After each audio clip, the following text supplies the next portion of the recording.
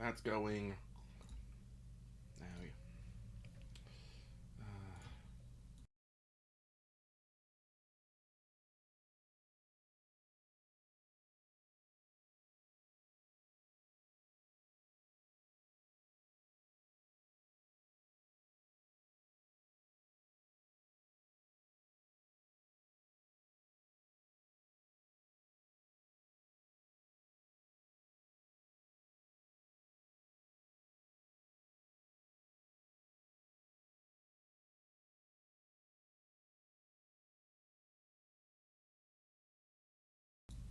but we go. Okay, we go. We're going. Hello. Hello. I lost a TV dinner and it's bothering me slightly. Hmm. But okay, we're chilling. It's What's Up, everybody. Before we do anything else, I'll remember to say that this episode is brought to you by our patrons like Adam Harper, Architect 10, Blessed OG, Carlos, Dragon, Ferris, Jerry Vasquez, Just the Fate, Jonathan Sandoval, Legendary Boss Slayer, Reggie Raptor, Rise of Kenji, Rogue Robin, Charvor, Sean Pryor, some guy named Bob Sargent, and the Crow. If you like what we do want to see some more, consider supporting us on Patreon. Get access to episodes early, audio downloads. Hell, it's a new month. Get your name read out. Go for it. Click links. Patreon. Woo. All right, now I will close that tab forever.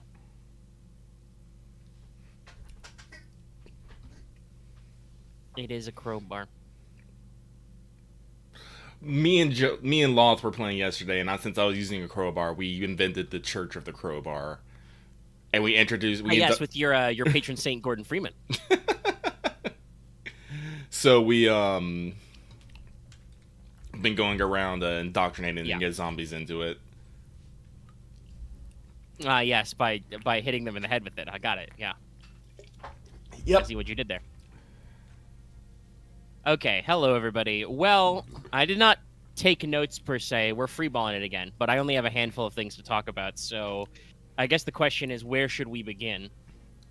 We do usually like to start by explaining what's on everybody's screen, which is Project Zomboid, in case you can't read. Yes, Project Zomboid. But I mean, that's you have been obsessed this week, so I don't know. Do we want to just dive right into that one? I don't think there's necessarily really much to explain about Project Zomboid. It's been out since 2013. It's like on its, they say, build 41. So it's been through a lot of iterations and upgrades and stuff.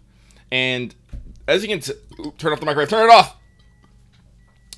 Listen, one time I accidentally left an oven on too long, and I went to sleep, and I woke up to my house burning down around me, so... That's why you turned the oven off. Yes. Grab my TV dinner. Gonna eat it. Oh, it makes me sad to eat it. Oh, I should probably eat it before. Of course it does. I will also remember to actually announce that we're live on the Discord so people can show up. So, it's been on since 13, but it's basically an isometric zombie survival game, and it's one of the it's not necessarily like overly crunchy, but it's still pretty crunchy, because like, here's my map. This is where I am right now. You see that heart? That's my home base. You can actually, and it has a lot of little things, like all these marks on the map I can only make them if I have a pen or a pencil on them. If I don't have a pen or pencil, can't make these marks. If I don't have an eraser, can't remove them. It's stuff like that. But like, this is the area I've been at, but the whole map is like fucking huge.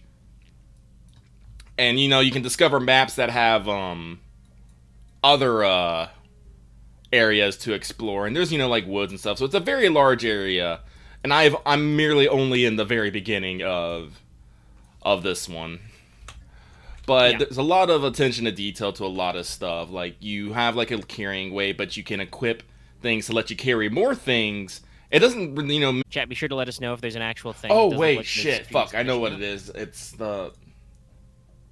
I have to stop the fact that you're finally uploading this brawl? Yeah, that's probably it. That is probably it. YouTube does not like that. Probably pause that one. I can't make it out. Let me open up a new tab.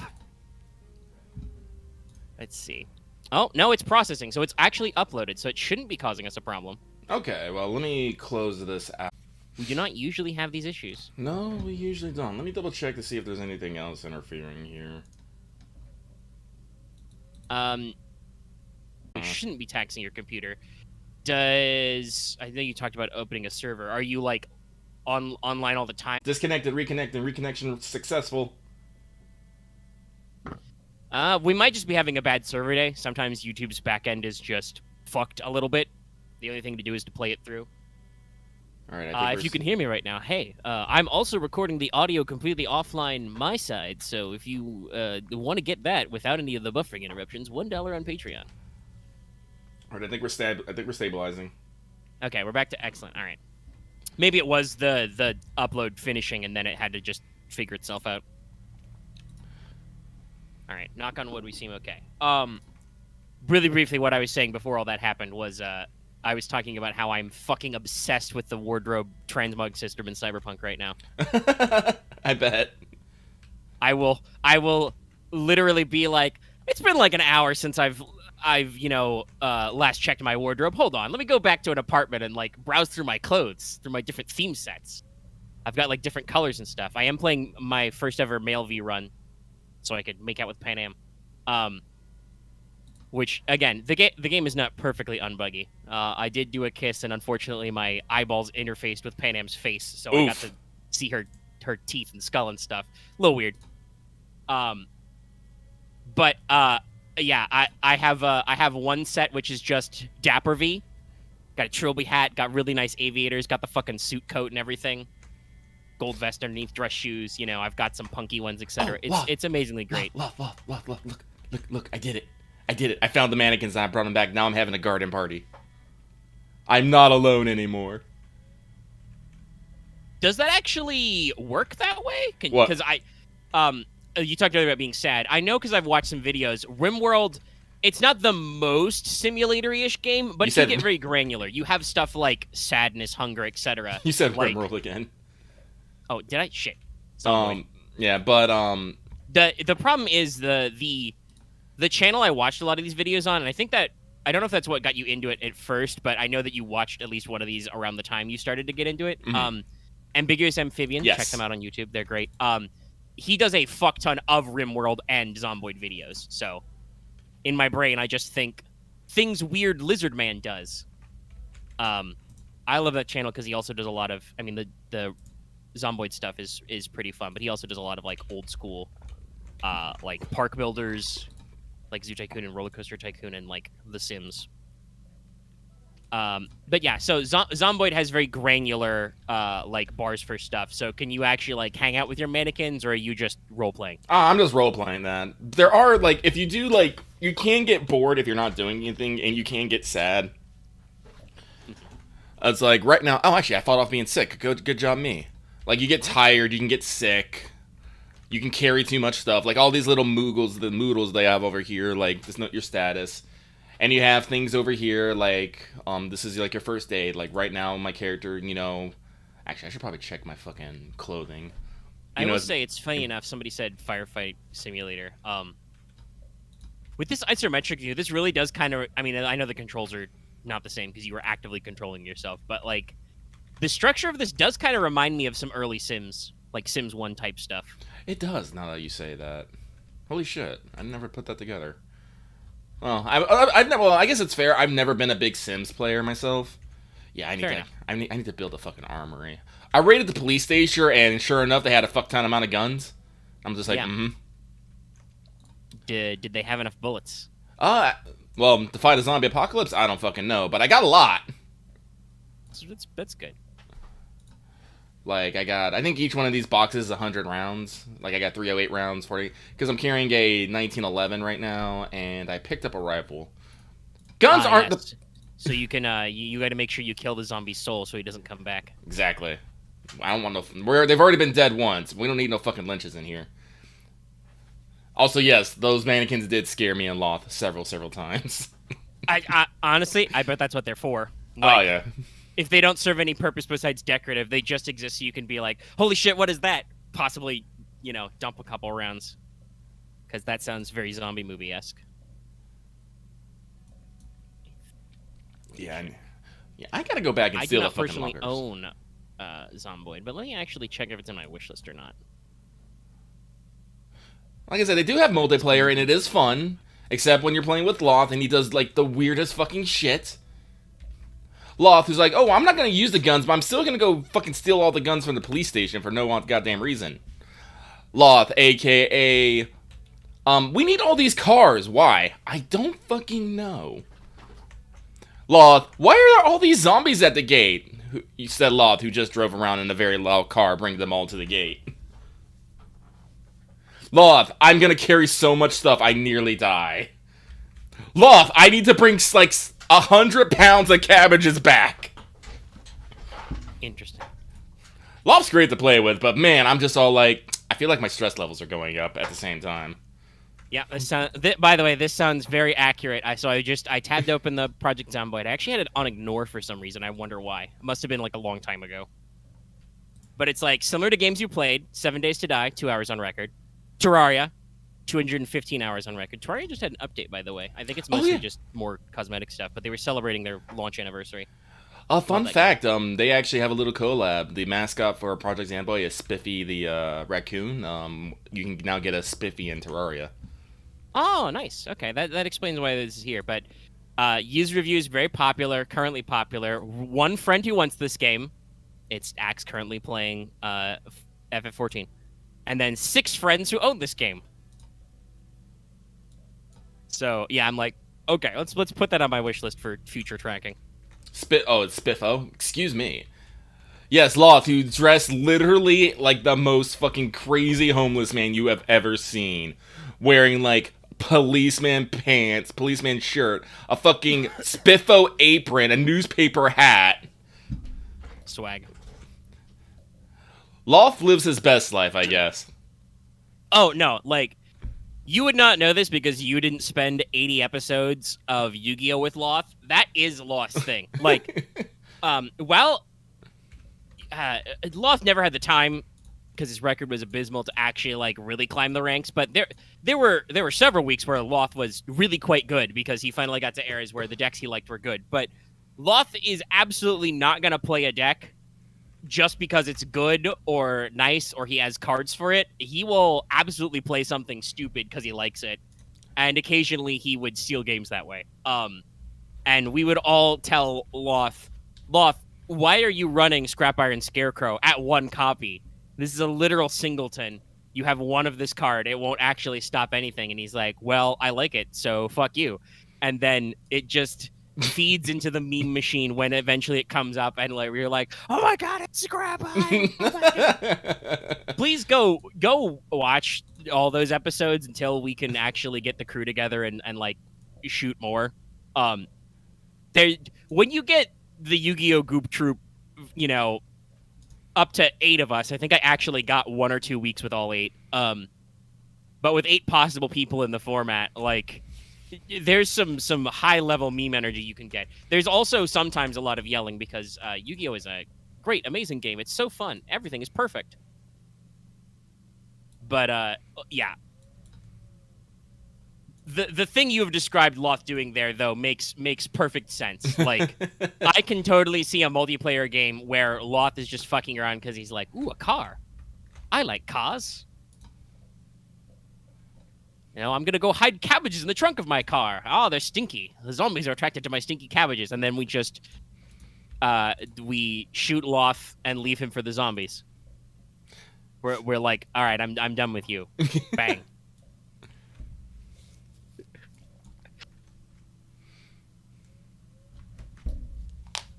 Yes, but like I said, there's a lot of little things in Project Zombo, like Zomboid. Hey, it works. Project Zombo. Yeah, like, and the modding scene is really good. Like, this game is like one of those games that's just best modded. Project Zombo. All right, as Love says, Love has more hours. Like, well, don't you say you have like 300 hours in this game? Not shocked. Can I? No, I can't check that on my Steam library because for some reason, the web app can't check your library, even though you can remotely install games. But for me, the Steam client is slow as hell looking at my library. Don't know why. I remember I was quite inured by this yesterday because a couple of people, including Lucky, were talking about Pathfinder Wrath of the Righteous in games chat, and I was like, shit, I own a Pathfinder game. Which one was it? It's Kingmaker. But it took me like 15 minutes to figure that out because I'm in like my Steam library is so low, and I'm like, what button do I click to get games that I own but not games that I have installed? There it is. There's that button. It took a long time. Let me scroll through all the games I own but don't have installed. I own a lot of Steam games. But yeah, so you're playing Project Zombo. And just sorting through stuff. Yeah, there's a lot of items. Like, a lot of items.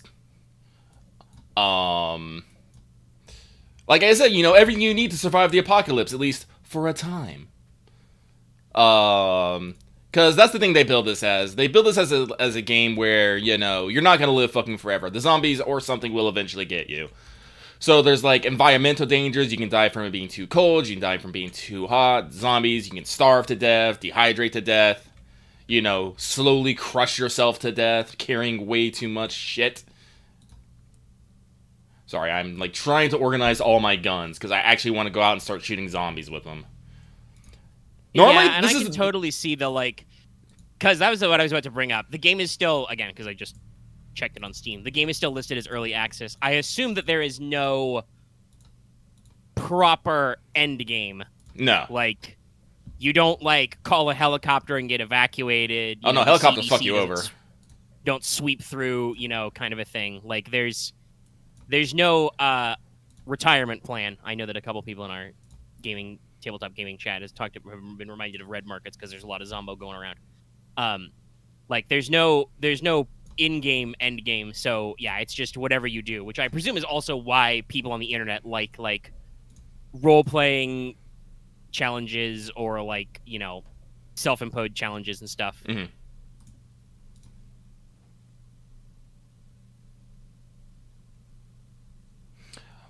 When I am more financially stable.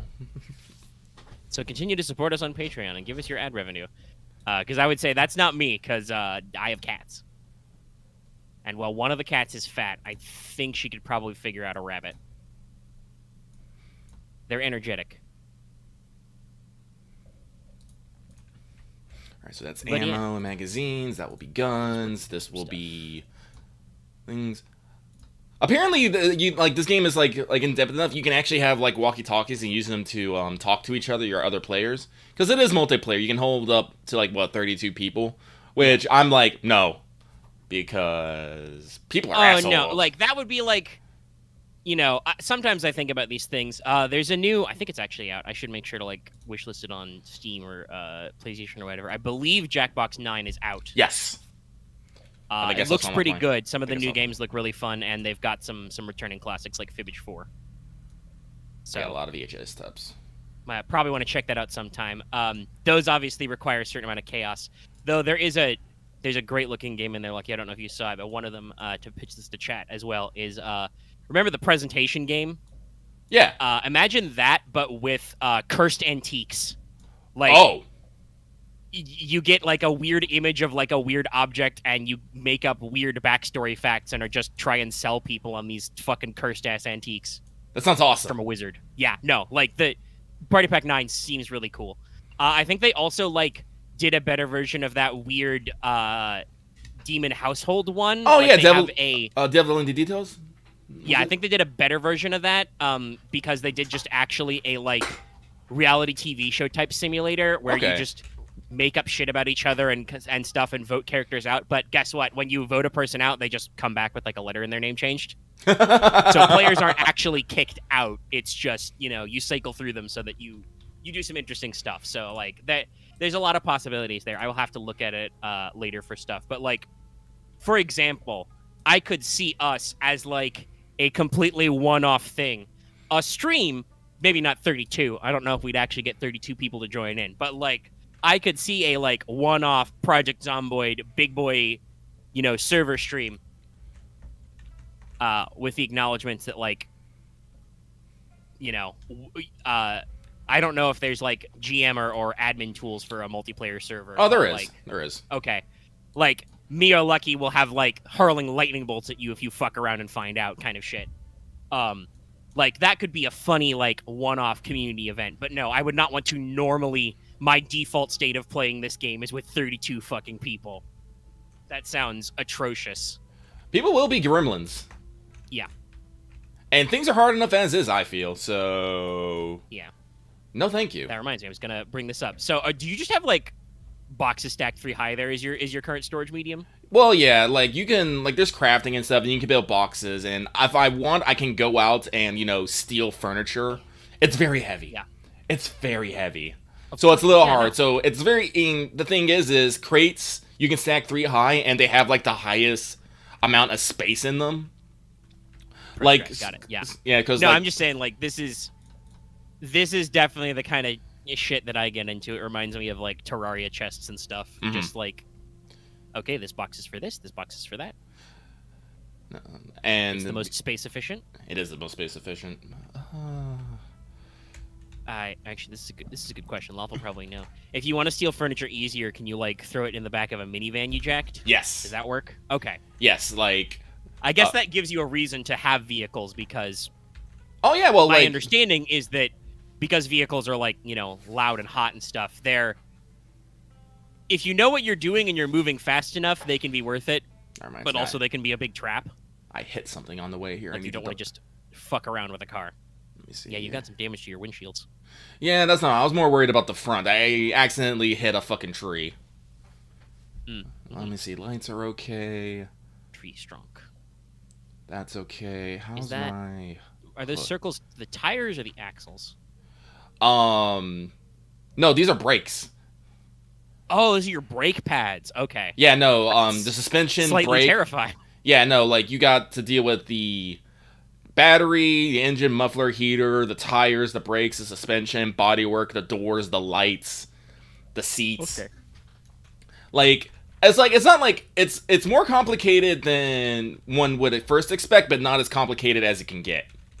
And that's what I like. It's not a like complete simulationist drill down, but it's also not like what would be a I don't even know what a like lighter version of this would be.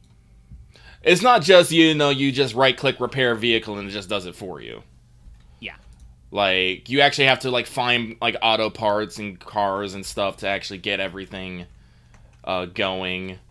It's a lot of scavenging, it's a lot of going out, and eventually I'm gonna run out of all this stuff. So yeah, it's a thought, it's a feeling.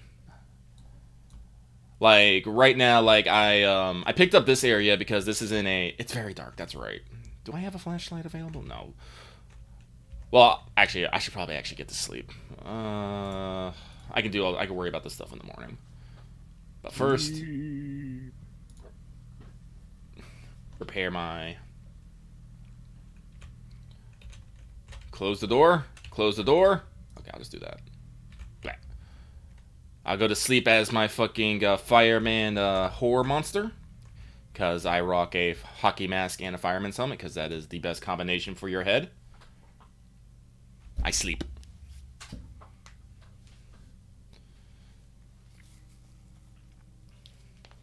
He sleeps. But no, I like this a lot, and I've been asking the crows, it's like, hey, do you guys want to play Project Zomboid or Final Fantasy? And Loth has usually be like, oh, I'll play some Project Zomboid, or we'll just hang out while I play Project Zomboid and he plays was it Star Citizen or Star Sector? I can't remember the name. Star Sector. Yeah. And then he gets to hear me yell about being spooked by zombies, and I get to hear him yell about his officers finding tactical nukes at point blank range and blowing everyone up. It's good times. Neat. It is neat. But, so unfortunately, guys, you're probably going to see a lot of me digging through inventory screens as I try to make everything work the way I like. There might be some creepy moments where I'm fussing over the dress states of my mannequins to make them look proper. Hey, that makes it better for what's up stuff is just so having these kind of downtime moments where we can think. I got some wood glue over there. Oh, my alarm's still going off. So let's see. We spent a decent amount of time on that. And I'm sure more things will come up as Lucky wanders around and fixes boxes. There's my metal. But yeah, so that's one of the things that obviously works up front. I talked about this a little bit on Let's Talk, but I can mention it again. So obviously, like if you've been wondering, we've been a little quieter this week than usual, less content and stuff. If you were under a rock somewhere, you may have missed that there was a fairly major hurricane recently. And so there was as it was rolling up, I talked about this on some of our weekend shows last weekend, whether or not it would be a problem. And so basically we had our Monday stream. Lucky finished Mega Man X2. Go watch it. Very nice. That one is getting a few less clicks, probably because it's like only 2.5 hours, but it's done. I should probably edit it so that it says finale so people know it's actually the finish. I have a Mega Man X playlist now. If you want to catch up all we got, that'll be good for future stuff when we eventually get back to X3. But so that happened fine. Tuesday didn't have anything. We did not do a normal fail betrayal. Dallas wasn't available, and Ian was picking up speed, so it was kind of an issue of like, okay, well, we're just sitting here glued to the tracks and the radar and stuff, because obviously it was going to be pretty strong when it hit landfall, so it was a major like concern of like, okay, well, where is it going to hit? Because that could be a problem. For me personally, it was not a problem. It ended up hitting landfall quite a bit further south than me, and even more south than some of their original tracks were. That's not to say that technically we got off scot-free. I was still inside of a tropical storm warning area, which is why Wednesday I didn't stream 14 or anything, because it was like, okay, I don't know as this storm, blasts its way across the state and out the other side, which did happen. I don't know if I'm going to lose power or internet. We did not actually. Though I did actually see some tweets from some other people, like artists and stuff, who, did actually lose power and stuff. I think I talked about this on Let's Talk. I'm like 1 or 2 counties over from areas that did get, partial power loss and stuff. But so, like, Wednesday, it was like, yes, technically I could have streamed completely normally, but I didn't know that, right? Right. And it would not have been to my satisfaction to be, like, in the middle of a stream or whatever and then get kicked out because the power went down, even if it was only for a little bit. So, just kind of put a pauser on that, and then it ended up being, like, a whole lot of, like, hurry up and wait on nothing, I downloaded audiobooks and stuff to make sure I had some backlog. That's something I'll probably get into in a little bit. Like, I was like, oh, well, if power goes out, I can, catch up on my reading. I got a couple of the extensive L5R novels that Aconite's been putting out to catch up on. Nah, nothing. Just, business as usual. Crunching more hours in Cyberpunk. Figuring out cool outfits I can pick. Obsessing over how many different versions of aviators there are. There's the gold ones, and the pink ones, and the black and silver ones. At some point, I'll find Johnny's ones. I don't remember what quest that is. I don't think you actually ever find them. I think you get inside a car. I think that's the Johnny quest where he just opens the glove box and there's aviators in there, and he just puts them on. I think. It could make sense. Yeah. But, so Thursday was just kind of a, like, okay, it's very stressful and weird, but it turned out to not be a big deal, so I needed to kind of, like, recenter, so I didn't do anything extra. But that's why there was less stuff. There will be more stuff next week. We should be back to schedule as usual for things. The only other thing is that the Sprawl AP we recorded on Sunday did not get uploaded, presumably because Lucky was playing so much Project Zomboid.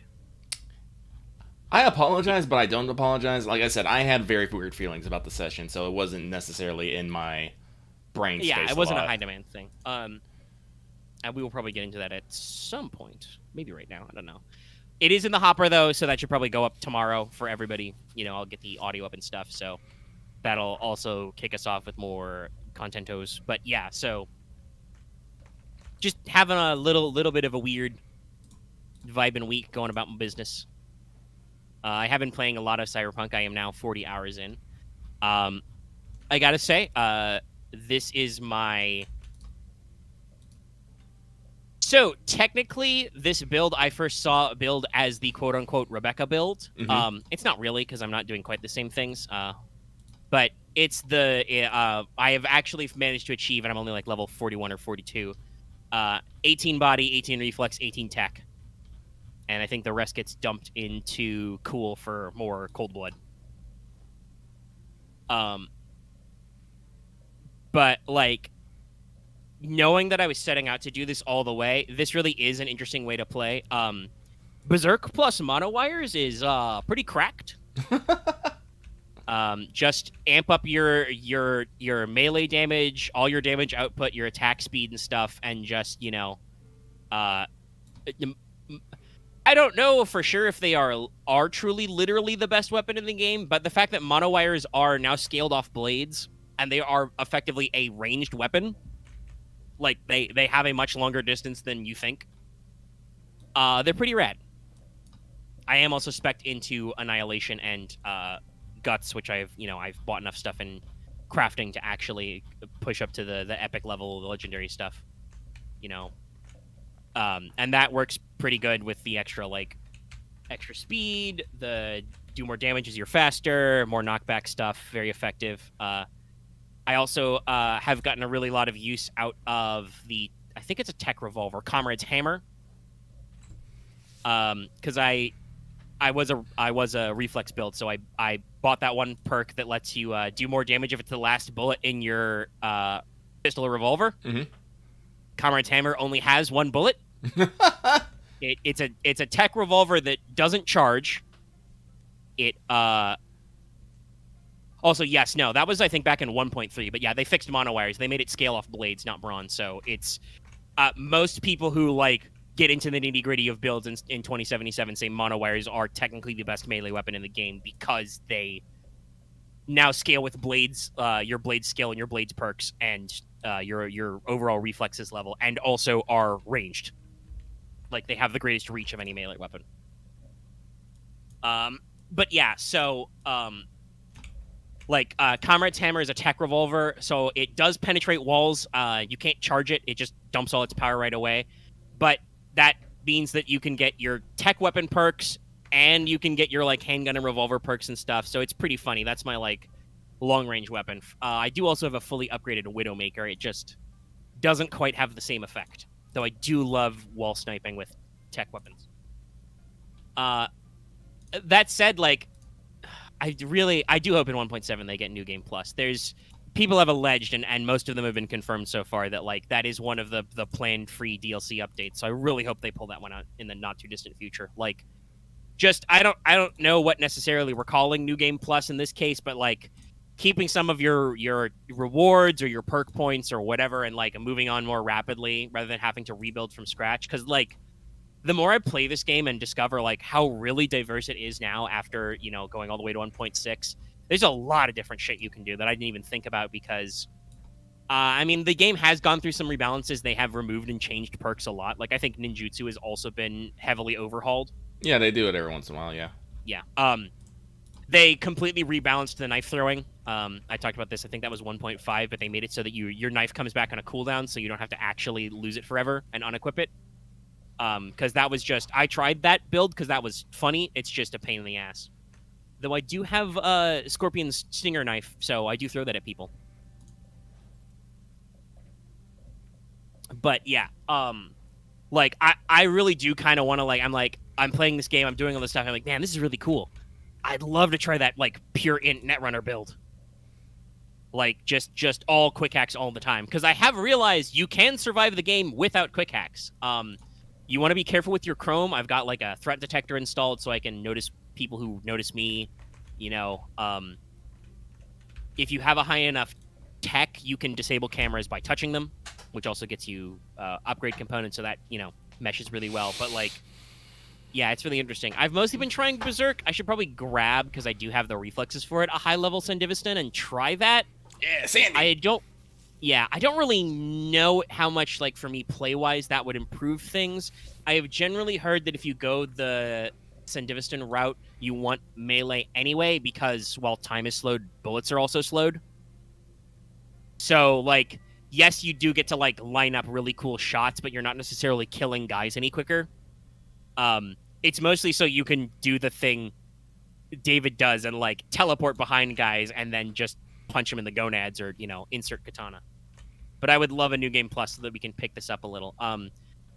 They've also talked about how in a future update, hopefully 1.7, they're gonna overhaul vehicle combat and add police chases and stuff. I'm really interested in doing that model because like vehicle combat is in, it's just like only in scripted segments. Mm-hmm. And I do believe there are some mods that actually do this, like give you a model for like driving and also shooting. Apparently one of the projected free DLCs is like M finisher, which a lot of people are thinking is melee finishers, like maybe some further melee combat overhauls and giving you like either glory kill finishes, which are there. I think they added a couple of those already. I'm trying to remember. Don't Is there like know. a special kill for? I think there's like a. Sometimes you'll do like a decapitating strike with a katana. I've never actually used a katana in game, so I don't know. Yeah, if they do exist, they're like few and far between. So this would be like an overhaul of them, and like technically, like there are melee combos, so I could see them like fixing that up a little. It'd be interesting. I think the main stuff I want out of this was just, like obviously, I'm interested in Phantom Liberty, technically a whole new district. They've basically all but confirmed that will include a new neighborhood in the form of the combat zone, which is a big cyberpunk lore thing. There is canonically an area of Night City that is so absolutely fucked up gremlin murder zone that not even NCPD fucks with it. Like, literal post-apocalyptic combat area only. So that will probably come up in Phantom Liberty. It'll be near Pacifica. Basically, just imagine like the experience you get when you go to Pacifica in-game, but imagine if everybody was willing to murder you. Everybody is hostile. That's the combat zone. Cool. Yeah. So I could see that as like a more challenging, interesting area. I kind of hope, like some people have said, that they raise the level cap maybe like 5 or 10 points there. You could get some very interesting builds with just a few more points. And like, honestly, the game has level scaling. It doesn't really fucking matter. This is something that I think you could argue is a legitimate critique because it is all like level scaling, procedurally generated. Obviously, I'm okay with that video game caveat, but it is funny where, like, the Valentinos are the strongest gangbangers because they happen to be near city center, so they're high level. Because city center is the highest level area, so, like, you have extra bullshit with, like, corpo security guards, but even, like, bouncers there are, like, super chromed out and tough, and it's like, okay. Well, I get that that's just how the level scaling works, but that is a little silly. But that also means that, like, giving me 10 more levels probably doesn't matter. You'll just make the enemies stronger. It's fine. Or you won't, and I can already, go berserk and, like, literally murder everybody before the time runs out with my mono wires. Actually does not matter. Slapping, bleeding, shocking everybody. I think the only, like, small-time stuff, I know a lot of people have said some things. I would not mind if maybe we got some more like fun cosmetic interactions with food. Like obviously in your different apartments now you can drink, tea, coffee, etc. in some apartments and get like the energized or hydration statuses. I know that they have like infinitely respawning food, but I do know that there are some eating animations also that you have. So like if you could like, sit down and like have a snack in addition to stuff you can do, like sit down and like drink your tequila or smoke a cigarette or drink coffee or whatever, right? Mm-hmm. Like that could be cool as just a cosmetic thing.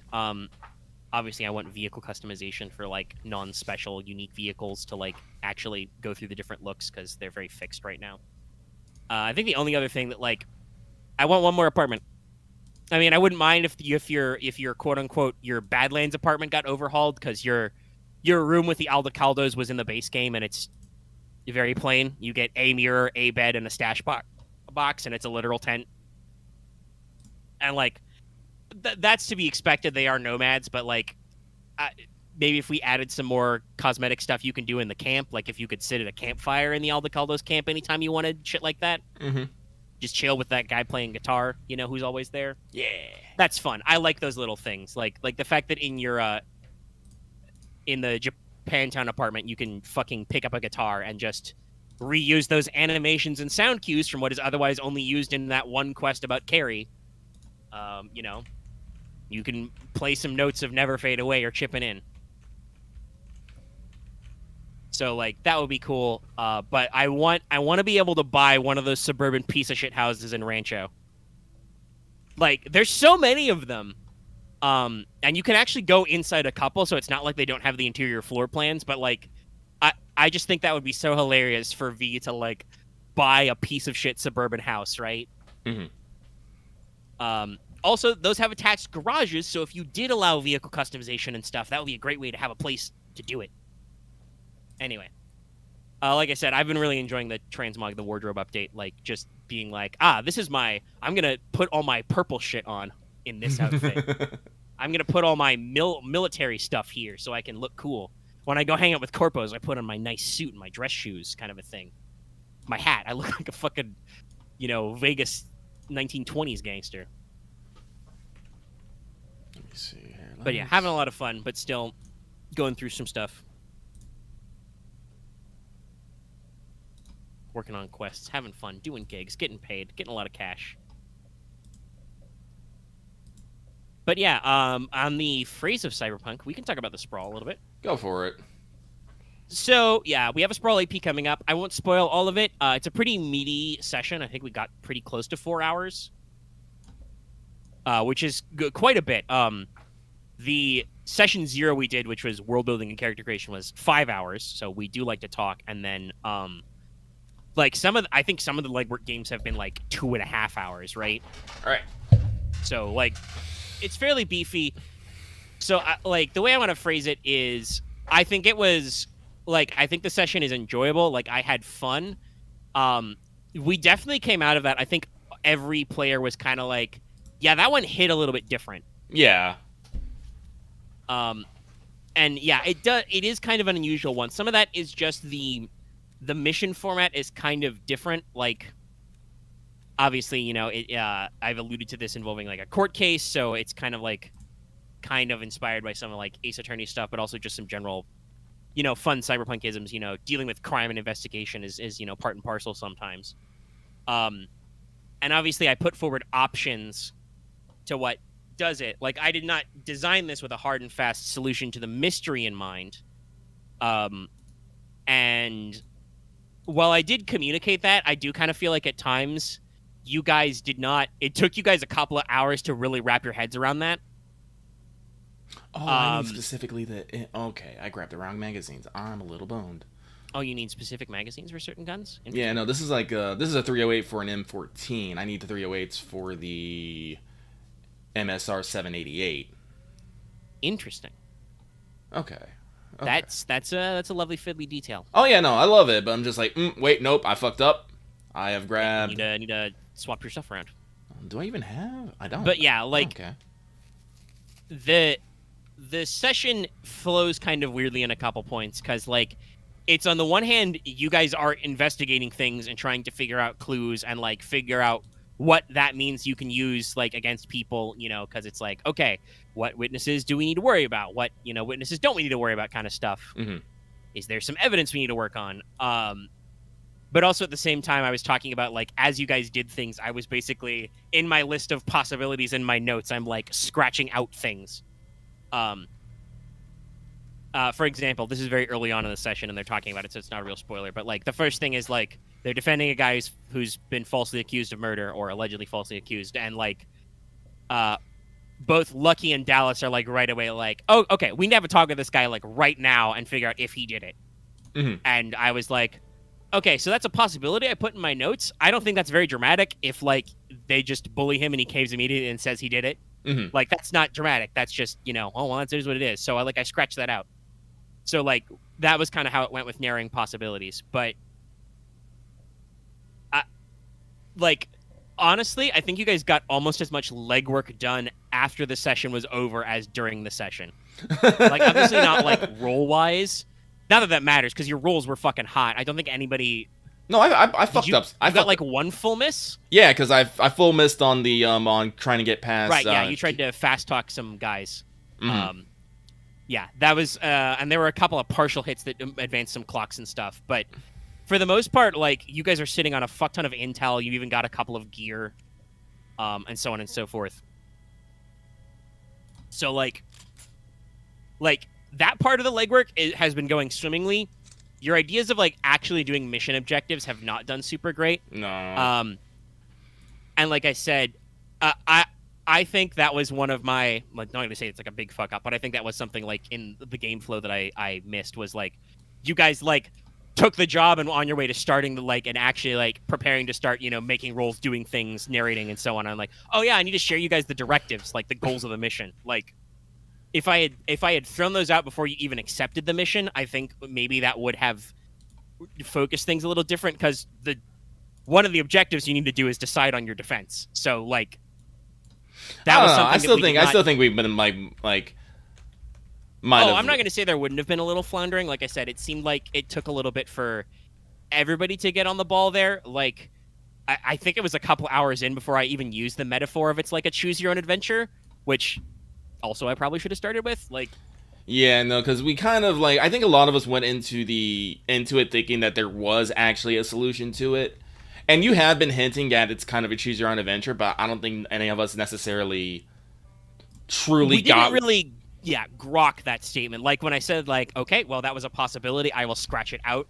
Like, it wasn't the same as me straight up saying like at the start, this is kind of a choose your own adventure thing. So just pick whatever solutions you like and work for it. And then and I take the blame for some of this, like because again, I think I started everything off on kind of a weird foot when we get to the apartment. Like, I'm gonna go talk to the guy, and I split the group. Because I think that was a big thing, is that like almost no point during the game was everyone in the same room to talk together about stuff. We were all just running around. Yes. And I was really bad about that, because I ran off to talk to Theo. I ran off to talk to QR. I ran off to go talk to the paparazzi. I don't apologize to the paparazzi. He needed to get punched. His name was Grant Access. Which is, by the way, one of the pre-gen names for the reporter in the Sprawl, but that doesn't make it any better. So, like, I did a lot of running around, and I definitely made this thing, especially when I ran out, because there was this moment when we did the clap break, and there was literally 5 seconds of silence, and I'm just like, when I do the thing I'm supposed to do, and I'm like, okay, what are we doing? Like, that's my number one tool as a GM, according to the Powered by the Apocalypse system, is whenever we're at a point, I'm like, okay, what do you do? And there was nothing. There's nothing. So I waited 5 seconds, like, all right, fine, I'm going off on my fucking own. And there's like, oh, we're going. I'm like, no, you're not. Because I was a little miffed, because I don't like the idea of like, all right, I have an idea, and then everyone jumping out, oh, let's go do your ideas. Like, no, have your own ideas. Yes. And unfortunately, which they did. But that does mean, like you say, there was a lot of everybody split off to their 5 corners. I think the most we got together was that we did get an unusual duo. We did have a Squirrel and Odin team up for quite a while, which I think was fairly productive. That was pretty interesting to kind of see them like go together and do synergy. I know Marth was kind of struggling with being like on the ball as Squirrel. I tried to give him some like role-playing tidbits to latch on, because I knew that this setup would be a little weird for him. And he still had his moments. Like, they went up to a locked hotel room, and I was like, and Axe is like, I opened the door, and I'm like, cool. Ow, you're in a hotel. And he was like, I have not thought this part out. And, Mart's character has the bypass move to, like, pick locks and break security, and he has the chrome for it. So he was just like, okay, I'll do it. Like, there were moments like that kind of teamed up. Like, it's just, like, there was good stuff there, but there were definitely moments of lack of hive mindery. And I think Dallas even said himself that he did not have that like explosive turnaround like you, but he was also holding back saying what he was going to do, because he had a clearly defined plan. It just, because he's the fixer now, his clearly defined plan involved him sitting at home talking to people, doing deals on his phone, because he's the fixer. That's what he does. So like, he didn't jump in right away because he wanted to try and like get some other ideas flowing, and some people did some stuff, and like I pitched things, but yeah, it was a little loosey-goosey. I think Aaron had an interesting comment on like why we may have been a little uncentered. I didn't realize this. Usually I do try and throw in a little bit of like fluff and role play, and like, what are you doing? Where are you at? Here we are. This one was a little more down to business. Mm-hmm. Though I do think you guys had a little bit more role play and preamble than you usually do in going to a meeting for a job site, because you were like, oh, I'll bring my security to the park, get some back and forth there. Dallas kind of kickstarted things with, as usual, his fixer move about gigs and partial hits, so it flowed together really well, and I think we got some role playing out of it. But it was not quite the great moment of like, you all get together and have breakfast, or you go for a scenic drive or whatever, like you're listening to the radio kind of thing. So I don't know, I still feel like everybody, like, for the most part, hit their RP notes. But yeah, it definitely was, and probably this is why the session is so long, because no matter what you do, splitting the party slows things down, because it's impossible for the GM to one-on-one with more than one person at a time. Mm-hmm. But and actually we should say it's about 4 hours, and we did not technically finish legwork. There are still a couple of scenes that would be counted as legwork you guys want to do to prep for the trial.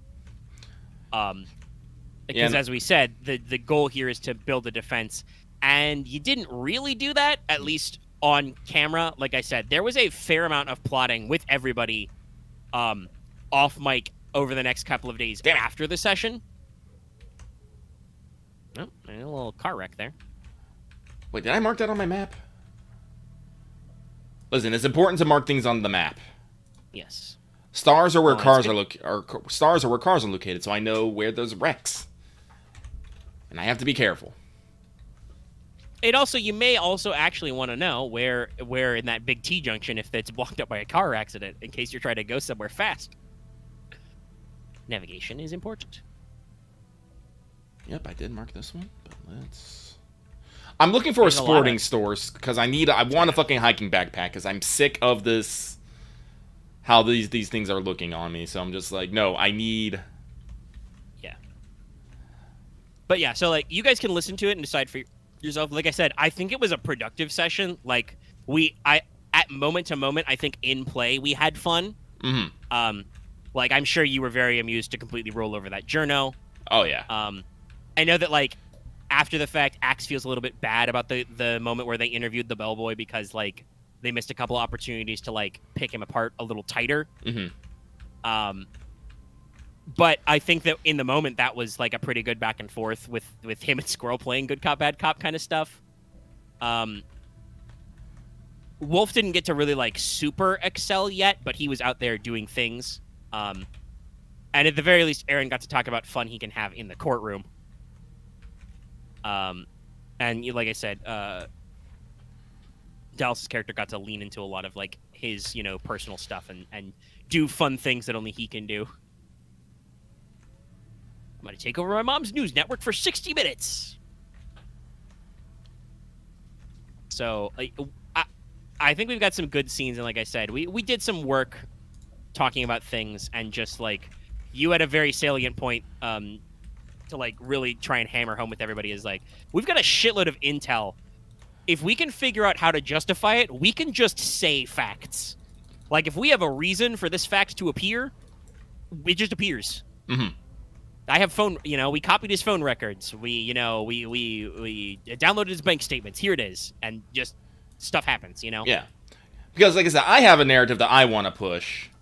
Yeah. I don't know if anyone else, they have something done, but I like it, and I want to work towards, doing it. Yeah, I don't think anybody's really fought you on the narrative. We did have some points where we were like, it basically turned into a vote on, like, the murder method. Because I was like, okay, well, I have some options. What do you guys want? And it was basically, I think it was 3-2 Garrote versus Poison. Yeah. So many funny things I could have done with Poison. The Garrote will be very interesting, because you guys actually found it, because I was like, do I just want to throw shit at you? And I'm like, yeah, no. So when that forensic report comes back, you're gonna have fun. And that's the other thing I needed to, like, remember, like, we're not, like, this ain't, like, a typical job where we, we're on, like, a time limit to get stuff. Like, our legwork, like, I had to actually ask this, like, how does the legwork clock advance? And you're like, with rolls, and I was like, oh, wait, so if we just, like, sit on our asses for a couple days and wait for something, like, it ain't gonna advance? Yeah, no. If you guys just say, okay, we're gonna lay low until we hear back from Axis Contact, that is perfectly valid. Yeah. if the like if I as the MC feel like we need a tension ratchet on that, I could be like, okay, over the course of the days, the legwork clock goes up 1, but it really shouldn't because you're not doing anything, you're not raising any buzz, you're laying low. So yeah, we could just be holed up in the hotel, psychologically telling fucking Theo to get a hold of himself. Yeah, like, and that's like, and again, this is one of those cases where usually I like to put a little tension, and there is obviously some amount of like this court thing is scheduled. You only have so many days left, maybe a week, maybe 5 days. And obviously, if the legwork clock maxes out, we go straight to the action phase. And when we discussed that, I was like, that probably means that the prosecution is calling for the trial to like begin immediately because, until it can begin, they are making sure that like nobody connected to the defense is doing anything because they're really sussy of you guys. Mm-hmm.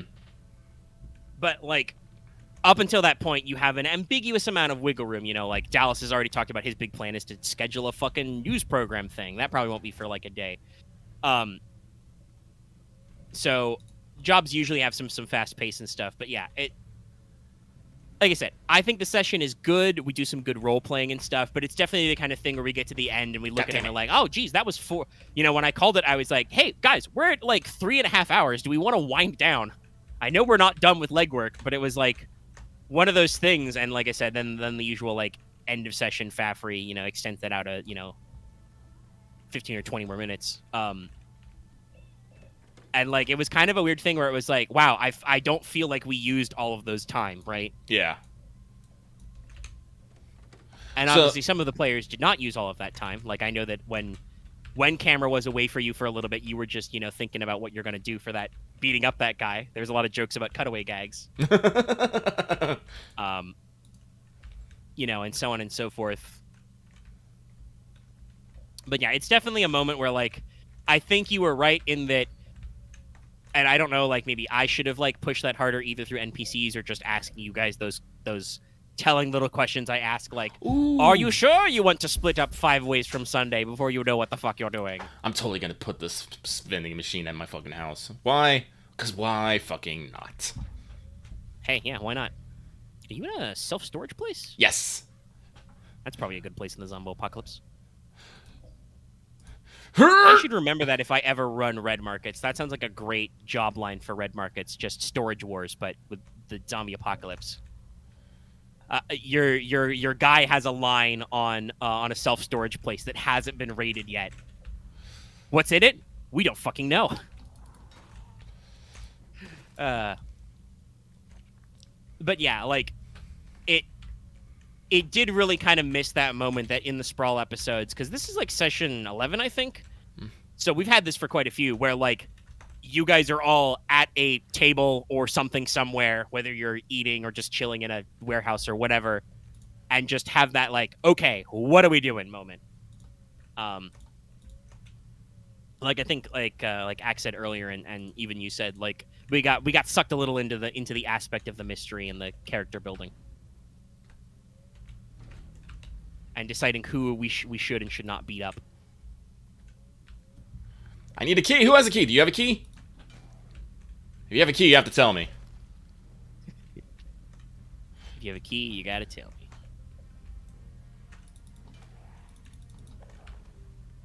So many little details. Yeah. Like, if you actually stand on top of a zombie that can't get up, and if you actually aim for their head, you have a much higher chance of killing them. Loth has just been telling me these little things. I'm just like, oh, this is like so involved in the weirdest ways. Neat. Loth would know he has 350 hours. I knocked off their glasses. How rude. I know. How can I live with myself? I don't need any more hooked water bottles. Eventually I'll come out and probably clear this place out of any and everything. But I just stole a fucking soda machine, so... I mean, that kind of, like you said, that kind of seems like the strategy is you wait until you need the shit to actually steal it and just, like, mark where it is, because every resource is finite. Like, I ran into ooh, nice. I ran into a fucking, a mechanic, I'm guessing what is a mechanic shop, and it was just, oh, shit. Ooh, nice! I don't know if I got the mechanics to actually do that stuff, but... Tired in Toronto. God damn it, these names. But some guff is stuff to have, because this is the vehicle I'm using, and I will beat it up anyway, so I do need to actually, replace parts on it and stuff, so having brakes and new suspension will probably be good. I could probably work on that. It's probably what you rough up the most in a zombie apocalypse scenario. Probably. Okay, so this is another self-store. Where the fuck is the fucking sports store? Yeah, no, I don't know how that happens, but once in a while you open up a locked cans, it's just filled with people. I'm just like, what happened here? I mean, probably the classic zombie thing, like everybody locked themselves inside and one of them was fucking infected and didn't say. True. It's a very classic zombie trope. Alright, let's go out over here. We have been only going for an hour, but I need to take a quick break. Take that break. Got a little wrench, so I'm going to pause the audio and leave you guys with Lucky's lovely Sunday driving. And be right back. Yeah. Paused, and... That's a dinosaur! Yeah, basically what I'm looking for is any sort of, like, sports or recreation or something... Hey, that's a bank! Or any place that would have, like, hiking bags. It's Spiffos! I'm not gonna go in there, Loth. You have to do that yourself. Damn it!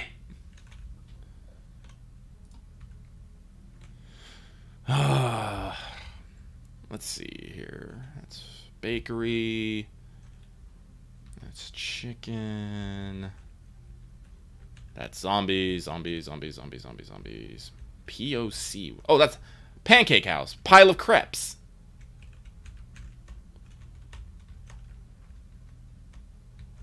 Burgers. Let's see here. Buffet, family fashion. It could be in family fashion, maybe. I'll try it. Excuse me, ma'am.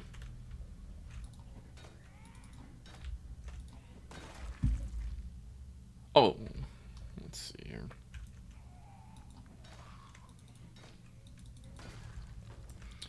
Man, I love the crowbar because it doesn't do the most damage, but it lasts fucking forever. A lot of the items here have, like conditions and whatnot, so, they will eventually fucking, break. Why? How were you hiding that under your hat? The fuck? The fuck? Are you wearing a apron? I was about to say skirt, but that was wrong. It is an apron. Neat. It was an Afro ambush. Let's check on everyone. I don't know why, but I'm obsessed with silver. I love silver. I grab all the silver jewelry I find. I can't do anything with it, and I don't wear it. But it's shiny. It's cool. It makes me happy. Alright. Hey, you gotta do what makes you happy in the zombie apocalypse. You really do. Okay, I'm back. We're rolling. I probably don't need a second pop machine, but I am going to go in here and... Actually, what I need is some fucking gloves. That's what I need. Gloves are always very good in the zombie apocalypse. No, you literally, it'll literally protect my hands from getting bit. I can, go through broken, glass and stuff. I can pick up glass. Like, again, it's all the little... Fun fact, I think it's in the base game. If not, Booyah! The Veblen Goods, their clothing store. Sweet. Yeah, no, and there we are, leather gloves. Hell yeah. Their gear list, but gloves are actually a very common piece of armor that's very cheap and in demand in red markets. That game's not as granular as this, but it does have a little bit of opportunity for some of that, and it does have a damage silhouette system similar to Wild Talents. So gloves are actually fairly important to not hurting yourself and getting infected and stuff in the zombie apocalypse wasteland. Any zombies in the changing room? You can also get carpet pad armor, wrap your arms and legs in old carpet padding to give yourself anti-bite protection and stuff too sometimes. Lots of fun little stuff. I should reread that book sometime. Okay, but now I have leather gloves finally. Fuck, I can maybe stop getting my fucking hand bit. Everywhere else on me was pretty well armored, but except for that. I have 6 bite marks. I've healed 3 bite marks off my fucking hands. Well, and I expect if you're bonking zombos in the skull with a crowbar, you probably, if your hands are exposed, that's probably pretty easy for them to get in there and bite. Yeah, but now this should Fun be. facts. I love that kind of stuff. Also, gloves are important. They are important, but it's. But on the subject of the sprawl, as I watch Lucky get, okay, he juked him. I'm just watching the hordes of the undead, slowly congregate around you. But I do like. you've daisy chained them, and you're gonna form a line. That's what I'm trying to do. I gotta level up my long blunt. That's the weapon skill. But speaking of the sprawl, but in a more setting sense, I have definitely, just because of general vibes, been continuing to work on setting and building out stuff for the Singularity War, like as a setting and even as the Genesis conversion. Mm-hmm. So I don't remember if I had finished or talked about the Blue Star write-up last week. I do not believe you did. So did all that stuff. That was kind of interesting. One of the prompts given, like obviously one of them was education, but one of the other prompts given was holding companies. But while I did try to work in some of that with like they have a lot of like subsidiarizing and so on and so forth, big corporate networks and things. Vibe-wise, I felt like working on some real estate and property management stuff was more interesting because it actually lets me talk about like housing and things, explain enclaves and stuff. So we ended up with a lot of that. As usual, there's just all kinds of fun layers to how, like arguably fucked up and dehumanizing and troublesome we can get in the cyberpunk future. Mm-hmm. Pacifica doesn't like to use the term student debt. But, the educational loans you can take out from Pacifica Investments to spend at the higher or learning institutions run by Blue Star because they purchased all of the brands of those for-profit universities you hear about. So just, this whole thing working together.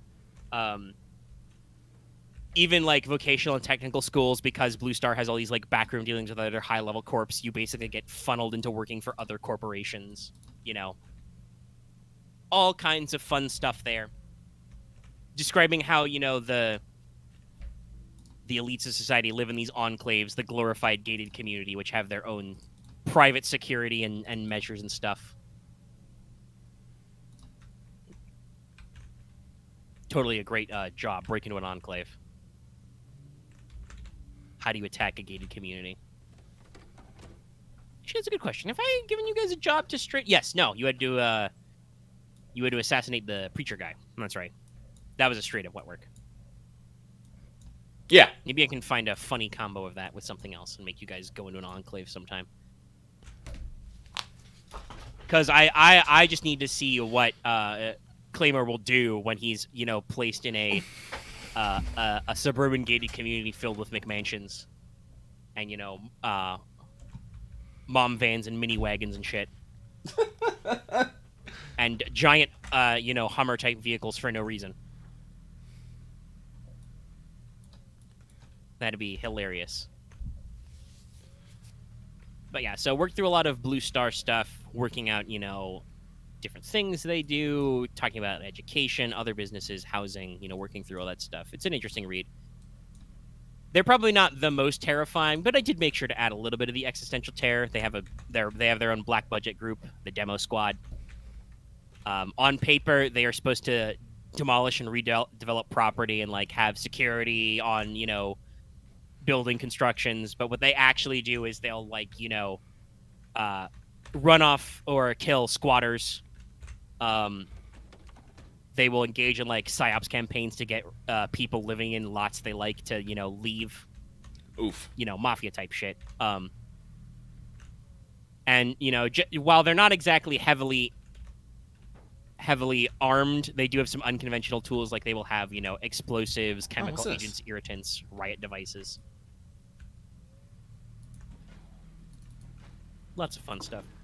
And then I did have the idea and round out our top 10 for Pacifica to give us it's an actual our mechanic final shop. corpo faction. Neat. Oh, it's an actual mechanic shop. Got some roll-up doors. Yeah, it's an auto shop. Neat. Excuse me, sir. I'm trying to look at the auto zone. I really am, but let me... I need new brake pads. Sir, can you change my oil? There, mark Just that. talk to all the zombies like everything's perfectly normal. Oh, I do. It's great. Me and Love like do so many fucking voices. I mean, I have actually seen people do like filmed RP runs of this game. Ooh, spare engine so, parts. I'm gonna grab those to go. Yeah, I can totally see that as just like a good part of the gameplay. But yeah, so our 10th corporation, I don't know if you've had, I did this a couple days ago. I don't know if you've had time to read over it, but our 10th corporation, our last of our top 10 is Nouveau Monde. That means New World in French. So if I were to put these guys, and I probably should, maybe next time we sit down for a sprawl session, so tomorrow, put them on our corpo clock list. Their major industries would be orbital operations and zero-G manufacturing, because those are things that we didn't really get into with other corps. But in general, kind of the role Nouveau Monde had. That's a very bold question for somebody in Lucky Debt to ask.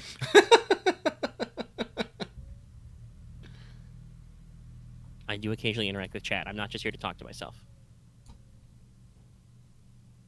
Though Lucky will talk to himself as he reorganizes his trunk. Yes. I guess you do still call it the trunk on a wagon. The Butte. But yeah, so with I talked about this a little bit. With Nouveau Monde, I wanted to kind of go back to some stuff that was brought up during our Session 0, our very extensive Session 0, of which there are many, many things I still vaguely remember from that and do actually like to harken to. Because while we were talking about corps that do things, I know that some of the stuff went into, like, cross-nexus and other things. Axe talked about, like, would we want a major corporation about, like, environmental systems or terraforming or whatever, and the rest of us are kind of like, that doesn't really, I think, make sense for, like, one of our major headlining corps. Like, you know, where's the business in that? And I know part of that was just, and that's still in there, is, like, I know that, as usual, Axe, just as a personal preference, tries to avoid, like, you know, really shitty dystopian for no reason settings. I personally think the way to do that is not necessarily to... You don't need actively good people to make that work. Mm-hmm. You just need to make things practical. And that's kind of where our tone ended up with Singularity War. Like, you can argue that some of the corporations we have do some cartoonishly evil things, but even so, they are still ostensibly doing it for the purpose of their market share. Yeah. Like, there are a lot of corporations that the players find very scary and do not want to fuck with. But at the same time, it's not necessarily like they're just doing it for shits and giggles. They're doing it because they have market interests and areas they want to grow and stuff they want to do.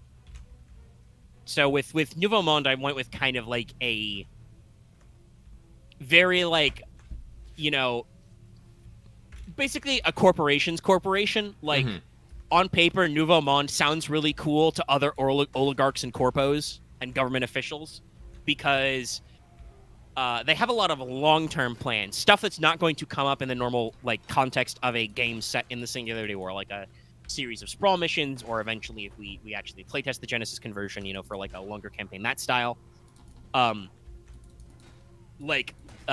about, you know, like, re-kickstarting, you know, the asteroid mining thing that we talked about is, like, that was something that corporations wanted to do, and then there was World War III, and it all got fucked up. So, like, Nouveau Monde is like, oh, we're interested in bringing that back. You know, oh, we want to corporately colonize Mars, you know, that kind of stuff. And I even kind of talked about how their founder, Ellen Montaigne, has kind of, like, goes on, like, talk shows and talks about these big pie in the sky ideas, like, you know, if we colonized Mercury, that would, you know, allow us to have much better access to energy density. That would also require us to figure out how to build a hole in the ground in Mercury and not die. But, you know, pie in the sky stuff, like I said.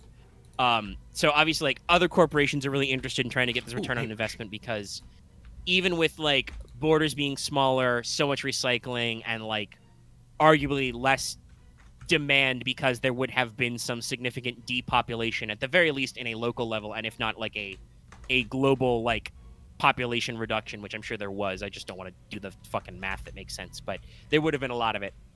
A lot of big boy die-off. So like resources are still going to run out eventually on Earth. So you need a backup plan.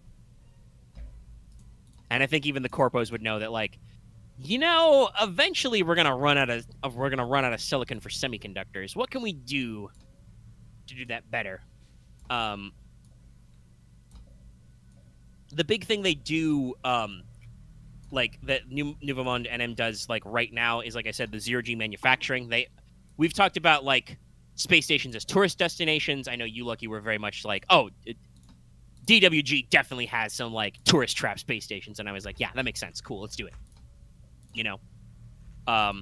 And Cross Nexus probably has some like stuff for travel or other shenaniganery, but like Nuvemond has actual like industrial space stations for zero-G manufacturing. And there are actually, I did do a little research of this, there are some interesting applications of manufacturing in a vacuum environment, like in a space environment. Really?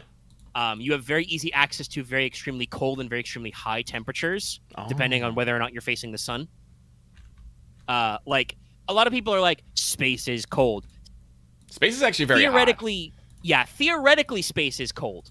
Because there's, space is mostly a vacuum. The actual temperature of particles existing in space would be very, very low. And certainly much lower than your body heat. But also, space has the sun in it. The sun is very hot.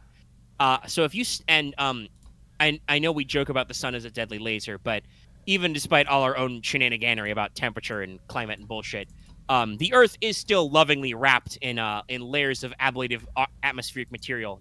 That is one thing that everybody from the 80s got wrong. We have managed to actually not eat the ozone layer. We've discovered a new way to fuck ourselves. God, can you imagine if we handled CO2 emissions like we handled fucking hydrofluoroblorbons or whatever we did for the ozone layer? Like, that was a very fast turnaround. People were like, the ozone layer is fucked. And then we're like, okay. Oh, the ozone layer's not fucked. It was that simple, everybody. Well, there's a lot to be said about that. It's true. There's a lot going on in, like, hydrocarbon emissions and carbon footprint and stuff. It's a little more complex than just use different things in refrigerators and antifreeze. Wood axe. But still, it's definitely, like, interesting to think about, like, that was a thing. Like, a lot of, like, speculative fiction from the 80s and early 90s was like, oh, the Earth will become, like, uninhabitable and irradiated because we're going to melt the ozone layer and the sun's going to boil us. But yes, the ozone layer is still there, so even in hot places on Earth, you are not feeling the full feeling of the sun. This is why spacesuits and stuff have to be thermally insulated, because if you just go out and like take a dip in the warm cosmic rays of the sun, that's very, very hot. But that can be helpful for manufacturing. Certain materials and liquids and things have different reactions in microgravity than on Earth, so there's some interesting stuff you can do there. Apparently, you can actually make much more efficient semiconductors in a microgravity environment, something to do with the crystallization. I don't actually know the practical applications, but apparently there are some interesting things with the way proteins crystallize in microgravity. I don't actually know what that would have. Like I said, that's just like I was skimming Wikipedia and I couldn't find any sources that were like, here is how you apply this technology. But it's an interesting thing. So obviously that means that like Nuvemond as a corporation in our setting can do things that are more interesting, more efficient in some ways. But because they have to do it in space, it's it's got like a bulk problem, Mm-hmm. And I did have to like talk about some stuff. Like I think it was once again Axe who suggested, he was like, "Oh, would we ever have like a space elevator?" And I was like, "No, actually. General consensus is scientifically that the best place to build a space elevator would be within 20 degrees of the equator, so within the Tropic of Cancer, the Tropic of Capricorn. That excludes the entirety of the continental United States. I think maybe Key West is technically below that line, but otherwise, like, nothing. It even excludes some northern parts of Mexico, right? Mm-hmm. So, like, North America is actually quite north, everybody. I don't know if you've realized this. We're quite a little bit away from the equator. It's just thanks to warm currents that we don't always feel like that. I did specify that there are canonically, in the singular setting, there are 2 space elevators. One is in Ecuador, in Quito. I think I'm saying that right. Possibly Quito. I think it's the capital of Ecuador because you can see it on a map. But that city is literally on the equator, and it's also on top of a mountain. which saves you a couple 100,000 feet of carbon nanowave tubes you need to get to space. So I figured that's probably like a big banging economic center, because you would be fairly close to like, Ecuador is on the Pacific side, so you're near the Pacific Ocean, but you're also pretty close to the Caribbean and the Panama Canal and stuff. So getting things inland to you is not super hard. The other is canonically in Singapore, because that is a very good place for it. And I read somewhere that the Strait of Malacca, which is that little gap between like Malaysia, Singapore, Indonesia, that little strait of water there is like the third busiest water route in the world. Like a fuck ton of trade goes through there. So like slapping a space elevator right next to that makes perfect sense, right? Mm-hmm.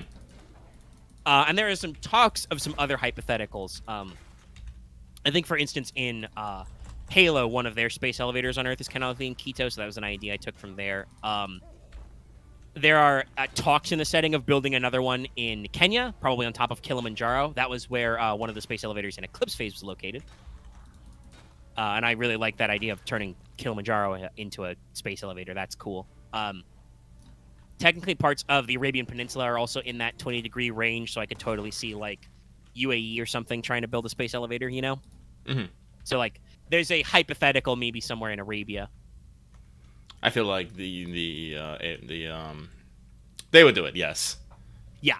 So, like, there's talks for that kind of a thing, right? It's not built yet, but it could be. So what I did for NM's like big terrifying macro engineering project is they're trying to build a linear mass driver in Nevada to use magnets to throw cargo into orbit. Probably not as efficient as a space elevator, but still a really good efficient way to do it, because you don't need to keep manufacturing rocket fuel. So that's like their huge ass engineering project that's going to take billions of Pacifican dollars and be really scary, and also possibly a cool set piece sometime. I feel like there should be Metal Gear Solid references all up in this project. Oh, I could work some out. I could find some stuff.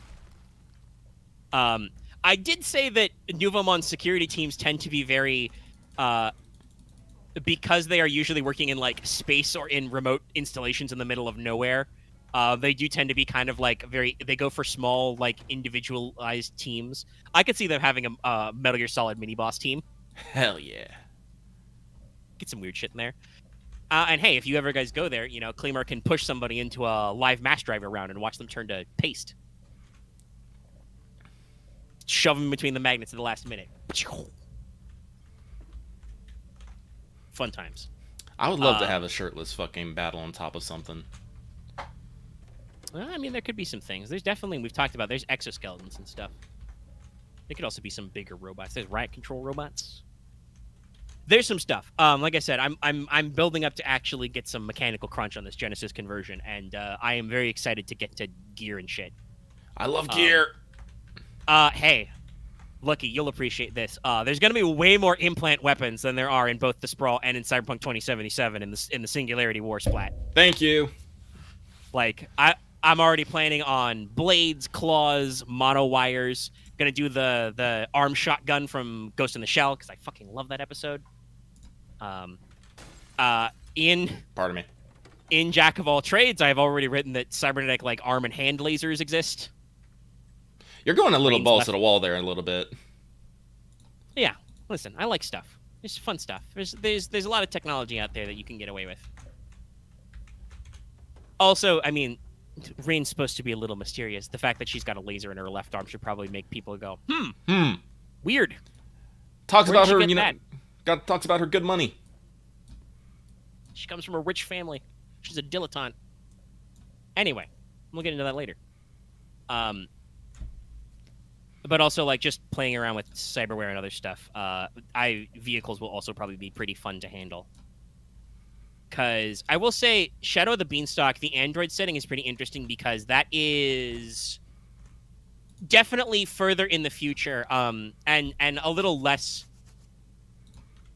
like solid, hard sci-fi stuff. Like, I don't think there are any rules for it in the game, but I know that in the setting, for instance, one of the lines of clones, because that's one of the archetypes you can be, they have, cloned humans to do clone things. fully cloned stuff. In addition to bioroids, they have actual androids. But there's apparently like one of the companies that makes clones has cracked psychic powers. That is a trope that sometimes get brought up in cyberpunk stuff that is not usually these days.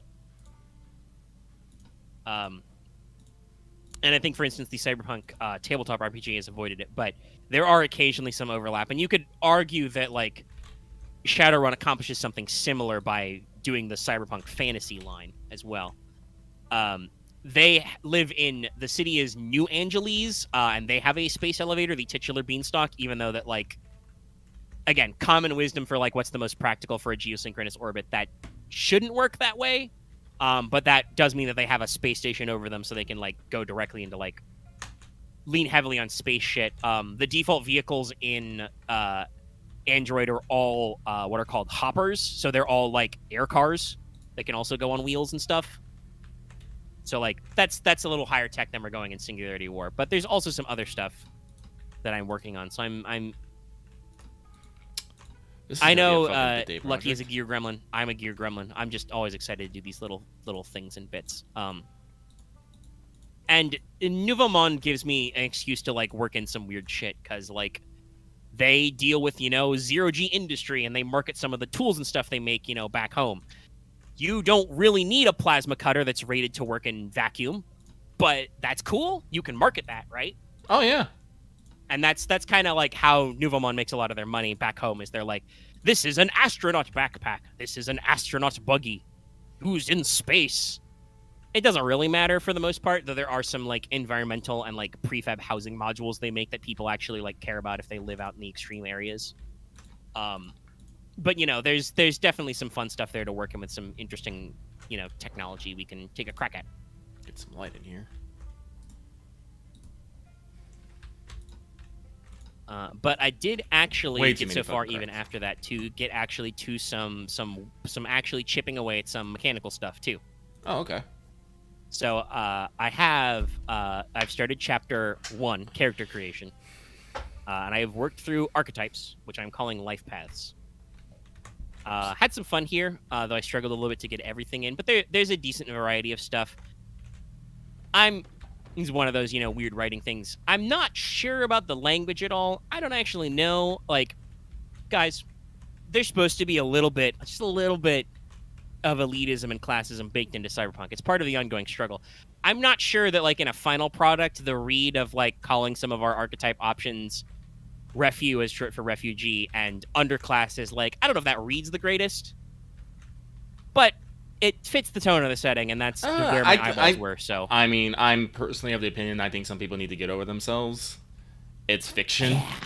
Yeah, no, like I admit, refu sounding close to refuse. Yes, that probably is not a good thing to call an actual real life refugee, but like that's totally the vibe we have though in this. Yeah, like it's not like a serious real life slur with like a lot of baggage in it. So like, yeah, it's like honestly, like fuck, it's like the black community's taking the N-word, making it their own, and then getting mad if anyone else uses it. Yeah, it could be derogative when someone else uses it, but if it's your own people, nah, it's fine. Like, there's a lot of that stuff going on. So yeah, there's a lot of context to reappropriating things. Mm-hmm. Which I think that's interesting. Let's go for that. I'm extremely white, so in no context am I going to drop an N-word because it's very loaded, and it would not be appropriate. Not even in the first of all, that is one of the words that YouTube is explicitly like, don't say that ever. Yeah. Right up there with the C-bomb and with the classic British word for cigarette. Though arguably in some context, I have heard some people actually use the British slang for cigarette as for slang for cigarettes, and it's like perfectly fine. Actually, I think that was in a. I think that was actually mentioned in one of the Locked Tomb books. In that context, talking about smoking. Mm-hmm. It was like just the once, and I don't know. With Tamis and Weir, it could have been a deliberate, loaded hit. Anyway, but yeah, like refu for refugee. Yeah, that's supposed to be a little like if you tug your collar and go, yeah, it's supposed to do that because like. We're talking about like loaded terms here, same for like urban calling underclass. Like, yeah, you were born and raised in an urban underclass. You are a native to the big cities, but you were not of the highest economic sense. People think of you as underclass. That's where you are, and that's how we start with shit. But it's where we at. So the archetypes I've got, the life paths is you can be an academic. Come from an academic and scientific community. Maybe you were. If you're playing an older character, you could have been part of the tech revolution, like as part of the Singularity War. Maybe your family was. You're kind of in those fields, come from a college town kind of a thing. This is your smarty pants build, extra int. You can be a corpo. It's a pretty interesting build if you pick corpo. Coming from like an actual hardworking, you are either part of the remaining shrinking middle class or the upper class of corporate society. Middle management, 9 to 5. Not actually 9 to 5 though, because I do mention that it's strictly speaking the most worked jobs at a corporation are probably technically 80 to 100 hour work weeks. And you're like, damn, that's a lot. Yes. For starters, you probably don't get weekends off. If you're actually doing a serious corporate ladder climb in our dystopian future, our terrifying cyberpunk monstrosity, yeah, you probably don't get weekends off. This is why this whole part of the whole appeal of this game of the Singularity War is like, you guys are playing freelancers because you don't want to deal with whatever that bullshit is. Whether it's because it doesn't pay you enough, or it's too boring, or just it feels like it's killing your soul slowly, whatever. But yeah, the corpo build is pretty interesting. You start with slightly less wounds and strain, because you're not exactly getting out there and tough, but you do have average in all stats. You get 2 free ranks and any 2 skills at character creation, because you are assumed to have been well educated, and you start with an extra 1,000 credits. Start actual play, by the way. You can't spend that at character creation. But you have less XP, and like I said, are less physically tough. Could be appealing. I know we discussed this, and I decided to actually pull it through. There is a archetype for full body cyborg. Ooh. Like you're just down to your brain and your spinal cord. That is something that is theoretically possible, but very rare in the Singularity where we talked about. So, cyborgs end up with, everything but brawn is lower, and you can buy back up with extra EXP. You're tougher. You don't need to sleep. You don't really need to eat. Like, your amount of nutrition value is so low that it doesn't matter. You do still need to breathe, but you get free 30 minutes of holding your breath and can't be poisoned because you don't have hardly anything left to poison. And you get unlimited cyberware, but can't implant bioware. And yes, there will be some options for bioware, because that is a thing that even 2020 did, like classic cyberpunk stuff. Mm-hmm. And there are mechanical bases for it in Shadows of the Beanstalk with their gene mod system. But I will just call it bioware as opposed to cyberware. But cyborgs do have that classic problem of, hey, you can't be healed with medicine because the parts of you that are organic and medicinable are your brain, and if that's damaged, you're fucked. So you have to, be healed with mechanics and stuff. Then there is new generation. This is for kids born entirely after the Singularity War, so they've never known anything pre-collapse, and as such are probably like, more hip, more down to clown. So they start play with a free piece of bioware or cyberware, and are adapted to getting extra mods. So it's kind of like, you've got more experience with modding because you've come up in this community. You've probably got access to at least one mod through just normal life pathy stuff. They get an extra cunning, but less willpower. I thought about playing around for different names, but I decided to just call them Nomad because there's a lot of Nomad subcultures. They're good at driving and stuff. And they have extra agility. Refugee is the balanced one. You get the 2 in non-career skills. You have 2s in everything. 10 plus in wounds and strain. You get the ready for anything ability to move story points around. And interestingly enough, I think it's just because some of the other some of the other archetypes you can pick in Shadows of the Beanstalk are really cool, but their version of this baseline gets 120 EXP instead of 110. So I decided to keep that, give you a little more diversity to spread out there. There is Scion, which is our social one for like extra presence. Children from a famous family, not necessarily like in corpos. This also includes like celebrities, politicians, other media figures, stuff like that. Give you some extra juice and social stuff. There is Veteran, as in a combat veteran, so, tougher, hardier. You get a free implant because it's assumed that you got something. You either have an injury from the war or you got like a voluntary mod. They also get the Tough as Nails ability to, eat crits because you're tough. And then Underclass is has a different spread, but it's similar like high brawn, low willpower. Not as tough as the veteran spec, and does not get the free cyberware, but you get a couple of extra abilities to mitigate damage, and also a funny ability, Underestimated. When you make an opposed check, you add 1 advantage to the result. So just like people don't think, because you're a street rat. I don't buy that. You get extra advantage when people oppose you. Funny stuff. And then I'm working on careers. I've just got some skill lists, and I'm trying to make it work. I did decide to do a couple of interesting things with the skill list. Really? Yeah. So I did something that Shadows from the Beanstalk, the Android supplement, does, which is computers is split into hacking versus sysop. Basically, offensive hacking versus defensive hacking, because hacking and Matrix stuff will be important. The way this generally works is if you're trying to, break into a system, you roll computers with parentheses hacking. And if you're trying to defend a system, you roll computers, parentheses, sysop, as in system operator, if you don't know that abbreviation. And then if something like a talent or a piece of gear or whatever references just computers, then it applies to either version of the skill. So, like, this lets you get some diversity, so not every computer's character in your Cyberpunk Cyberworld game are the same. Okay. And I've even already, played around that with some of the stat lines I've got. Hacker has both, obviously, but Investigator only has, computers hacking to, break into systems to track people. Mm-hmm. I think Techie is going to have only Sysop to defend their tech. There's 4 knowledge skills. 3 of them are basically just from Shadows of the Beanstalk, just reflect a little bit. There's science for, science and technology stuff.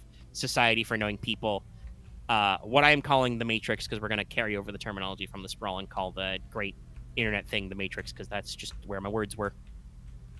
And that is, understanding, hacker culture, programmer culture, and also, internet rumors, knowing where to find and identify software, shit like that. And also adding no warfare similar to Age of Rebellion. Because the setting is called the Singularity War, and there was a World War III in the backdrop and stuff, and, Bonk! I'm lucky getting a good bonk in. I'm just moving. Yet another... I think I saw that one earlier, but I find it funny there are so many of these, almost identical wrecks of, ambulance plus car. Yeah, look, there's another one. Yeah, that's one that T-junction you saw earlier. It's just, yeah. I mean, it makes sense there'd be a lot of ambulances in the Zombo apocalypse, but it's just funny that it's that's... Oh, son of a bitch. I'm not seeing a lot of regular car wrecks. No, that's just an abandoned car. Now it's a car wreck. As I watch Lucky commit a fender bender. Oh, and it's a hit and run too, Chad. Well, the insurance agents can come after me. I welcome the challenge. They will. Instead of brains, it's claims. A zombie insurance agent just at my gate is like, no! Claim. Just fucking hold it up your bill. Even the apocalypse, I can't escape the bureaucracy! Yeah, that's a vibe. The other thing, after some debate, I decided to go with a skill. I decided to make cybernetics its own skill. Interesting. Yeah, this is something that is suggested in a couple of supplements for Edge of the Empire, because there is that one for, there's a whole specialization for cybernetic tech, mm-hmm. and there are cybernetic crafting rules. Mm-hmm. Normally it falls under medicine for doing implants, but I feel like, especially because I am planning on having, more implants than that are like default existed, and actually want to make that like part of like maybe some of the careers. Like for instance, Doc has cybernetics as a skill because they can be Chrome Docs if you want Doc as a career encompassing medic and stuff. Like I debated back and forth, but I like the balance it brings as kind of like this third skill between mechanics and medicine. Yeah, no, I was just thinking about that. Because that technically, as a field, that's what cybernetics is. Like, cybernetics is a synergistic field of study about the bridge between, like, complex mechanical and electrical systems and complex biological systems. Mm-hmm. So, like, putting that as a separate skill split, I think, fits the tone very well. And I don't know whether or not I will, but I might, try and repurpose the cybernetic crafting rules for Genesis. Like, Ooh. that is technically a thing that like the sprawl talks about. Like you can be a I don't remember what they call it, but you can be I think it's splicer actually, yeah, but you can be like a techie focused in like cyberware and mods and stuff. So I think that kind of fits like some of the tone, because like I'm trying to encapsulate some of the stuff the sprawl could do and trying to do some of my own new stuff, and just I'm like, yeah, I like the way this works out for like the skill balance, because I wanted to have a decent bevy of careers, and maybe I have too many careers, but I really like the different emphasis. I might pare it down later. Oh man, this crowbar's almost broken. I've been using it a lot. Yeah, I bet you have. Actually, do I actually have how many fucking zombies I've killed? Yeah, I've killed 375 zombies with it. Probably closer to like 370. But I found that, like, in this run, I found the crowbar really fucking early, and I just been going ham with it. I love crowbar.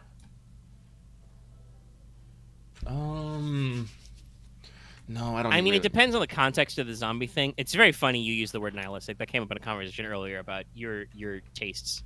I will admit, Axe, you are not the target audience for a lot of genres, honestly. I don't really like grimdarkness, but there's definitely something to be said for like Zomboid is structured in the sense like you talked about earlier, that you will run out of resources eventually. The game has no end state eventually. Like, even if you play the game perfectly, you will just use everything in your map and you're fucked.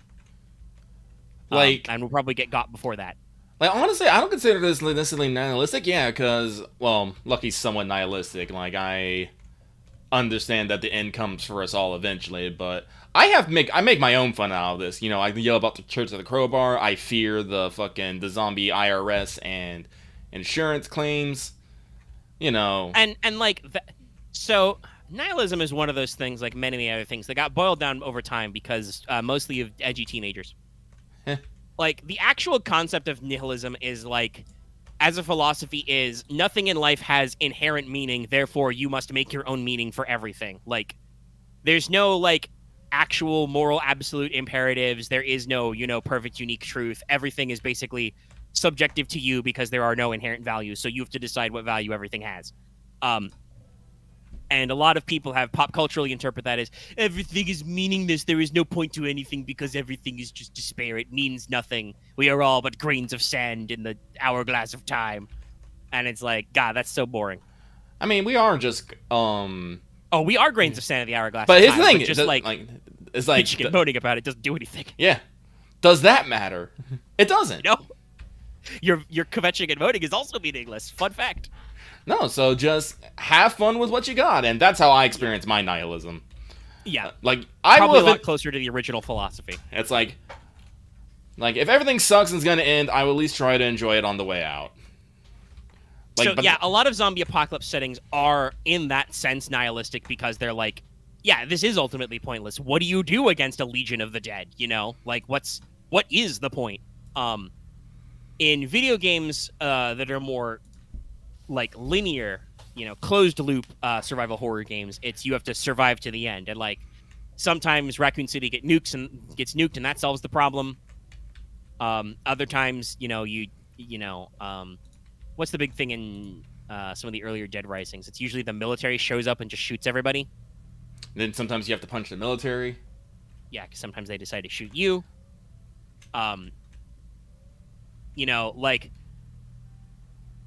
given that they're written in the trope of horror films, I do think that there are a decent number of like zombie themed stories and movies that you're just as likely to get this kind of like vaguely hopeful, open-ended, bittersweet ending where you're like, well, the zombie apocalypse sucked and a lot of people are dead, but we've finally got the cure for zombism, so everything will go back to the way it was, or will it? But just as many of those will be like, zombie apocalypse will never end, you know, when hell is full, the dead will walk the earth type shit, and just like the last minute, like, oh yeah, no, it was really pointless. I think a lot of stories use a lot of traditional narratives, I should say, use zombie apocalypse as an excuse for character studies, basically. Like, hey, you're dealing with like something fucking impossible, everything is broken. You're like, not only has your society come to a complete halt, societal collapse, but also there is an actively antagonistic, if not malicious force at all times that will literally eat you, kind of a thing, you know?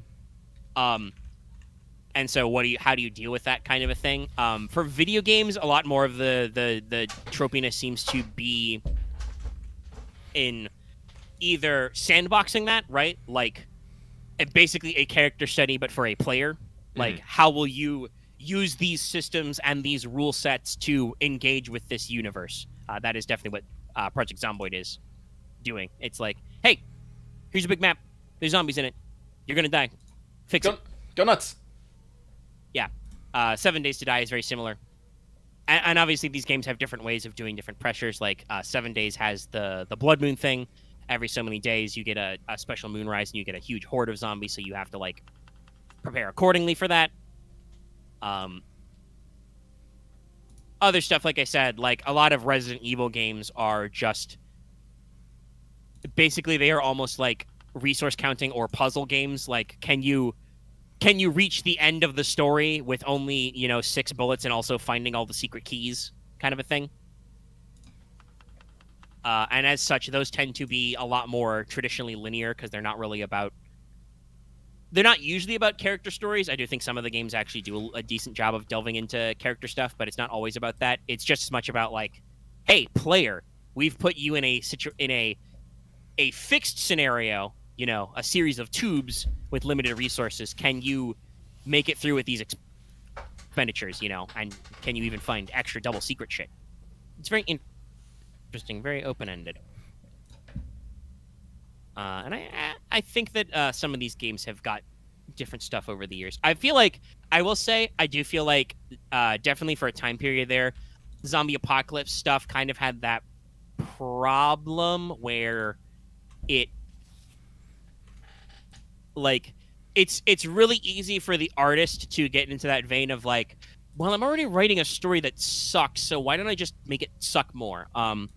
We've talked before about like cheap heat and stuff. Some of our discussions about like some of the narrative decisions with like Last of Us 2 and stuff.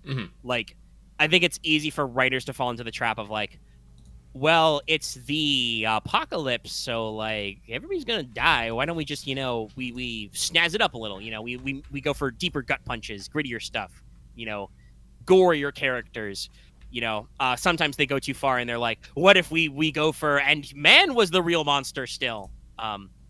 I think I never watched any of the seasons, but I think that from what I heard about The Walking Dead, this problem sometimes happened. You had a lot of human antagonists who were just, terrible fucking people who were around way too long, and it was like, why are we being such assholes? Literal zombie apocalypse. And not to say that like in the face of certain destruction, people will not still be assholes, but as a storytelling trope, it's the kind of thing that can lose your audience investment. Like, if at every angle the audience is attacked with like everything is terrible, they just get desensitized and they stop caring. So you got to be careful about riding that wave. And like for video game stuff, for Project Zomboid, because there is no story to it, it's just sandbox. At least as far as I know, there's no story. But like I said, it's still early access. I don't think there's any real coherent narrative other than what you make. So like, they don't have to worry about that. So everything is just like, okay, what do we do to like make the experience interesting for the player? We challenge them, but also we can, give them plenty of goodies and lots of fiddly bits. Lots of fun stuff. Oh, it's raining. I probably shouldn't go out too far. Lots of fun story design. Oh, my mannequins are getting wet. Nah, they'll be fine. They like it out in the They're rain. shenanigans. They'll live. Their clothes will dry next time it's sunny. Let's see here.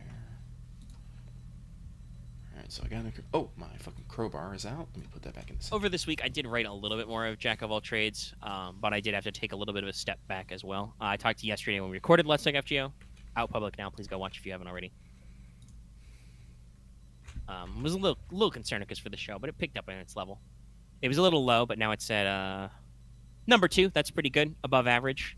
It's going to be hard in our recent episodes to compete with the Welcome to the QP fields. That usually gets people's goat.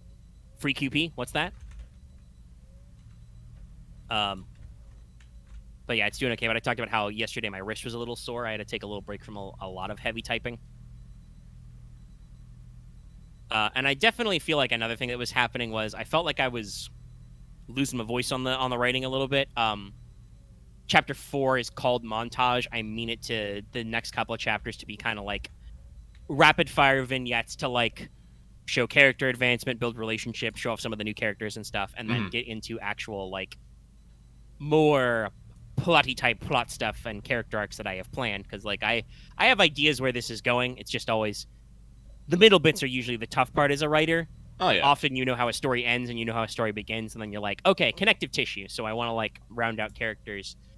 So I'm like working on some of my ideas for that. And another thing I noticed as I was writing parts of 4 was, again, like I said, went pretty ham on audiobooks over the last little bit.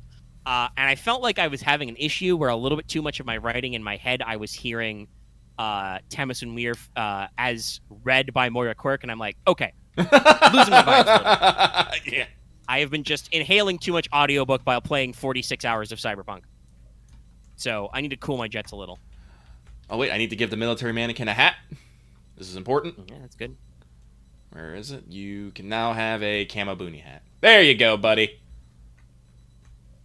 I do think there is still in the bits I've done for 4 some decent world building and character stuff. You get to meet the rest of Pop's crew.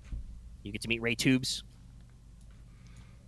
He is currently appearing in a big Humvee type thing called Big Bertha. Aww. He likes rides. And you also get to meet the other teammate, their infiltrator, Nyx. Is that with an I or an X? I mean, an I or a Y? It was originally with an I, but then I realized that there is literally a guy you get jobs from in 2077 called that, and I was like, okay, that's a little too close. So I switched it to the Y, which is good because that let me do another joke. Nyx has a very large anti-material rifle with Thanatos on it.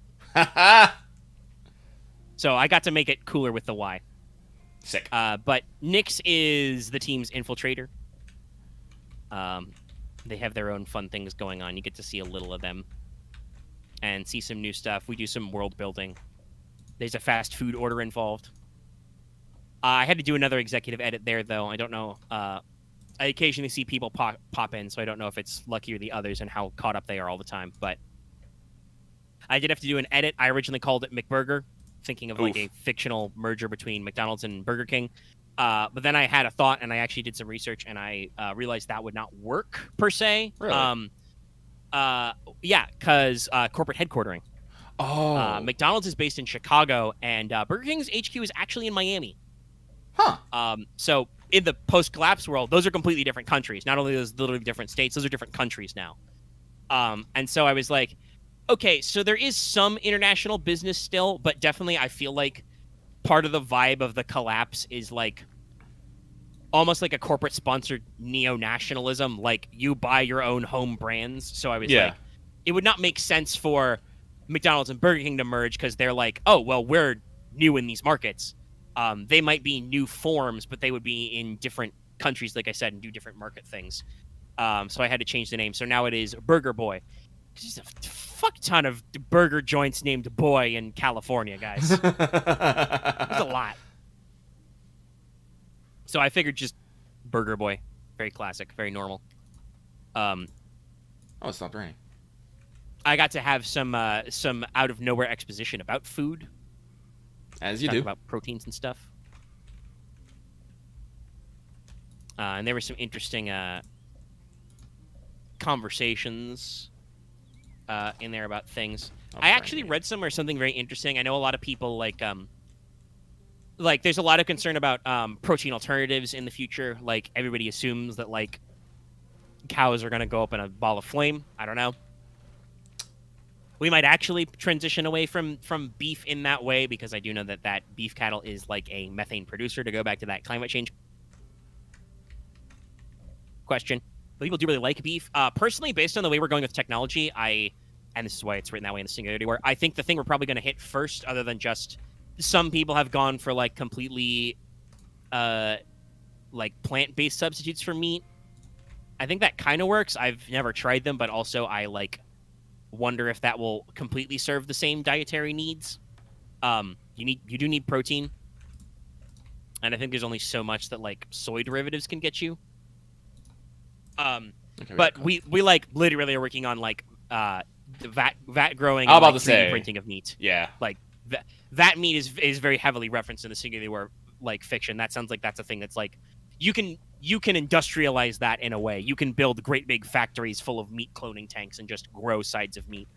I mean, yeah, like, because meat is really just all about that texture and that flavor. Yeah. If you can just reproduce that, most people probably, as long as you don't tell them this was grown in a vat, they probably Yes. won't care. Yeah. And like I said, like I've put some thoughts into this. Like I think hypothetically, like if you were used to not vat meat, you might actually be able to go, oh, a lot of this vat meat's very samey, because obviously it would be like cloned. You know, I don't know if they'll be able to like replicate specific cuts of meat in a vat. You know, because there are actually like, because they're different muscle groups and different fatty tissues, there are actually differences depending on where you get the meat. Yeah.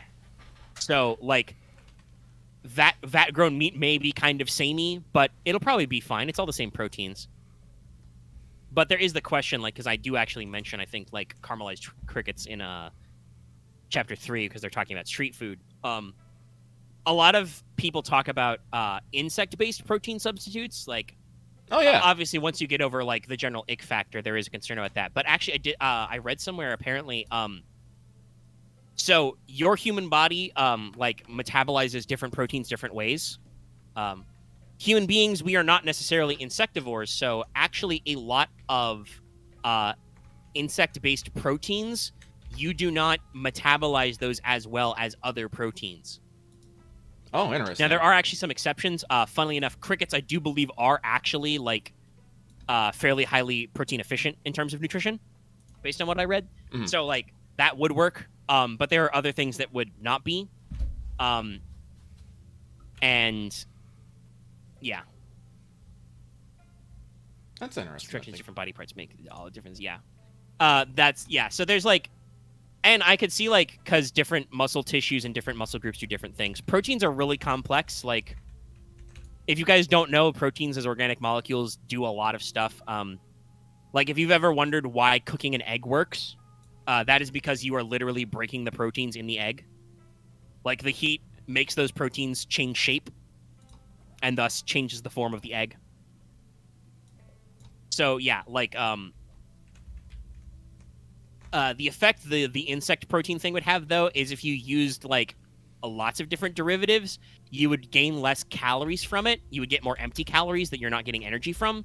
So it would basically be like more fattening. So I assume that's probably is like a low class kind of a thing. Like you just get bricks of like mealworm based protein, and it's probably not very filling and it's gross.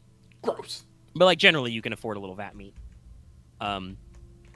Based on our assumptions, I also think like poultry is probably still pretty good. Chickens are pretty easy to keep. Eggs a great source of stuff.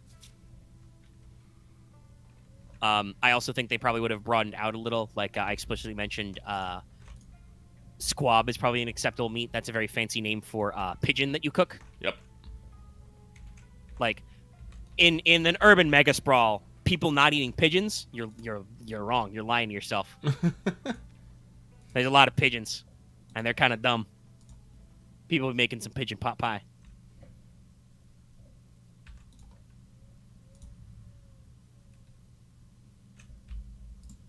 So yeah, I it's a little expo speak, but I discuss a few things in there, and we have some fun. And I think that would kind of be the do I want to put the pop In machine? the style we go through, talking a few things. I did mention that in the Blue Star write-up that they own at least one fast food imprint called Blue Burgers, which is all protein substitutes because they thought it would be funny. You didn't see? I cringed a little bit at the name. Just like, Yeah. Oh, by the way, I'm absolutely. It's canonical. I am stealing Tamsin Muir's Bari Star joke. What? You don't remember that Elseworld? That was one of Harrow's hallucinations. Is Oh, yeah, she's yeah. in the cohort, and then it turns into a fucking coffee shop. Yeah. Okay. Yeah. And there's the Bari Star joke. That is absolutely because guess what? That's another thing that's really crazy on the West Coast: coffee houses. Yeah, we do. Especially in the Seattle area, but even in Cali, there's a fuck ton of coffee houses. So, Blue Star canonically owns a coffee house imprint called Bari Star. I just thought about mentioning that. Yes, quail would also be mentioned. I've been using quail a lot actually in Gensakai because like that works as a good fantasy like quail eggs in addition to chicken and quail meat. A lot of people's opinions on like what is edible in the Singularity War would definitely have broadened. Some of that would be the refugee cultures, like obviously the refugee neighborhoods are built mostly out of a lot of East Asian immigrants, a lot of Japanese people, Koreans. Honestly, probably some, Chinese. Like, there would be some people who'd be like, hey, we don't like what our government is doing. We have to fucking leave. Also, somebody blew up the Three Gorges Dam, so that was bad. China likes to insist the Three Gorges Dam is unbombable, but my genuine opinion is that means that it's very bombable. But anyway. There's a such thing as my totalitarian regime doth protest too much. But yeah, I expect there were some people displaced by the Singularity War who probably had to, move over. There would also be some Eastern European refugees who probably would have made it all the way to Pacifica because there was a lot of fighting on that end as well. I did actually include this in the Life Path write-up, though. Technically, you can count yourself as a refugee if you are basically like a rural or suburban refugee because urbanization, mass urbanization is a real big theme we're going for. Mm-hmm. There's, like suburban and rural towns are straight up abandoned in some areas. Oh, yeah. And so if you had to leave your like comfy small town life to go to the big city, you would be classed by society as a refugee. You had to leave like all your physical shit behind and, move from your nice, 2-story suburban house or whatever into probably a very cramped apartment kind of a thing because that's where all the work and the money and the education is. So anyone basically misplaced. Yes. Like, obviously, it mostly is used to apply to war refugees from the Singularity War, but the collapse would have displaced a lot of people. Like, there would also be people displaced by environmental shenaniganery, growing desertification. Mm-hmm. Hey, if your town runs out of water, you have to fucking move, and that makes you a refugee. You're seeking refuge. So, broaden that out one a little, but there would be some culinary changes because of that, and some is other just like because of the environmental disaster and also all the redrawn borders, we had to figure some shit out.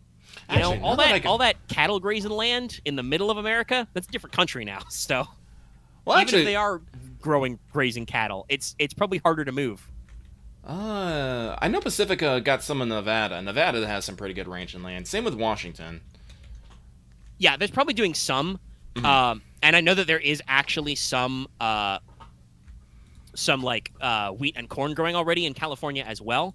But like, even though California is fucking huge, that's nothing compared to the Midwest, right? Yeah. Like, the Great Plains are literally just rolling flat space, which we have filled with grain and ranching. So, like, the scale is different. Pacifica is, by our own definition, fairly self-sufficient. And it makes sense because of the way America works. The countries that are hypothetically on Pacifica's borders are, if not outright hostile, are at least ideologically, like, not the same. Mm-hmm. Because the bordering nations are the Deseret territory. The Deseret came back, everybody. Those darn Mormons. And then there's the Arizona Free Economic Zone, which is a whole rigmarole. But then there's, like, their next closest neighbor is Republic of Texas, who, like, bitter rivals. I haven't gotten to fluff writing about some of those areas. I'm deciding about how just fucking devastating I want to be to certain parts of America these days with the way politics are. Like, I'm not going to do the normal song and dance you might expect from our modern shenanigans, about what politicians from certain areas are doing and certain political affiliations, I will come up with new crazy bullshit cyberpunk things to be opposed by. Mm-hmm. I will find new weird things to fuck with you, but they can be allegories for old things that people don't fucking like about, like, LGBT rights and reproduction rights and shit. I'll find us some new fucked up shit. Android surrogates, population booms. We'll work some shit. California is running out of water, but Pacifica is not just California, and it is also canonical that one of our major corps produces a fuck ton of water for industrial use by desalinating the ocean. There's a lot of ocean. There's a lot of ocean. And this would be after a period of global warming, climate change. There's more ocean. There's extra ocean. We have to actually get rid of some ocean. There's so much of it. That's a great plan we should introduce. Hey, to stop sea level rise, we need to build a fuck ton of desalination plants. That would not work, I'm pretty sure. There's so much fucking water and ice. It would not. But that would be an interesting way to work that one. Actually, like, I'm not saying that there are not extra areas of Pacifica that are desertified just because nobody's bothered to reverse the desertification on, but this is why, like, an urban move, right? Like, you would have had to move to a big city because that big city will have a desalination plant or a big water recycling plant that can, like, make sure you have fucking water. How do I pour I forgot to change my bandage. I don't want that shit getting infected because then I'll get sick for the fucking 4th time in almost 3 weeks. Yep. That's what I say. You gotta keep an eye on your fucking... Yeah. You gotta watch all your stuff. Change your bandages. Treat your things. Make sure you don't die. Still bitten.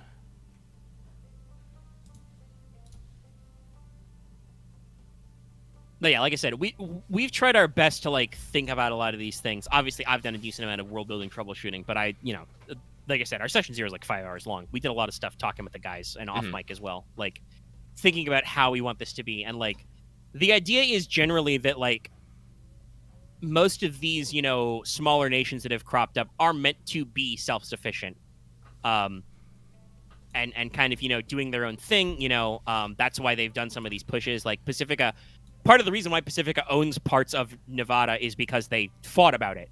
Like, there would have actually been a little border brush war there between Deseret and, Texas about who controls parts of it. So Vegas is in Pacifica, and so is the Hoover Dam. Because you don't say no to free electricity.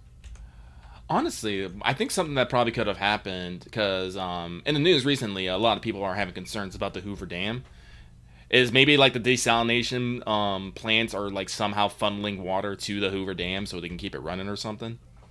I could see that as, like, just big water pipelines to dump all your extra wastewater, get that flowing. Yeah. Yeah, stuff like that. So there's plenty of work on there. There's plenty of talk about how they get power. Solar is probably pretty reliable. Pacifica is somewhat unique because of its coastal position and, like I said, part of its influx of refugees, which includes, a lot of Japanese people. They're kind of anti-nuclear, so there probably aren't a lot of nuke plants in Pacifica, just as, like, a political thing. Mostly because that gives me great political intrigue that Rio Grande Combine digs up fissile material in, like, Arizona and shit. I do believe we actually have some uranium deposits in the Rockies, by the way, in case people are wondering where I got that one from. And just, like, that's, like, a social faux pas, but not so much one that anybody cares. Like, we've had some decent discussion about, like, corporate power versus government power and people. The state of the Singularity War world is not so much that corporations, like, completely and perfectly control every aspect of everybody's lives, right? Like, we didn't want to go that far, especially because that is hard to roleplay in and hard to work around, and also arguably Cyberpunk is fundamentally about the punk aspect, the rebellion. I personally think we lean a little bit more to post-Cyberpunk almost, of just like, hey, we exist in a Cyberpunk universe, but we are not necessarily beholden to being punk rebels all the time. A lot of characters in the Singularity War, calling them freelancers, are just trying to work a job and get paid so that they don't die or get thrills or pay their medical bills, whatever. Hold on one moment, Megan. Okay. Did Lucky actually fall over? I'll pause the recording. I know Lucky's had chair trouble in the past.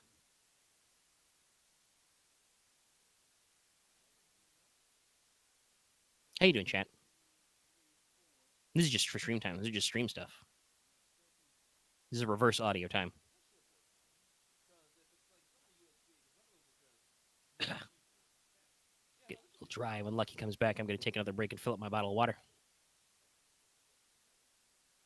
I've talked about how after the hurricane came through, it made everything cooler, but that does also mean it's drier. And my window is open right now because it's cooling off. It's 69 degrees. Nice.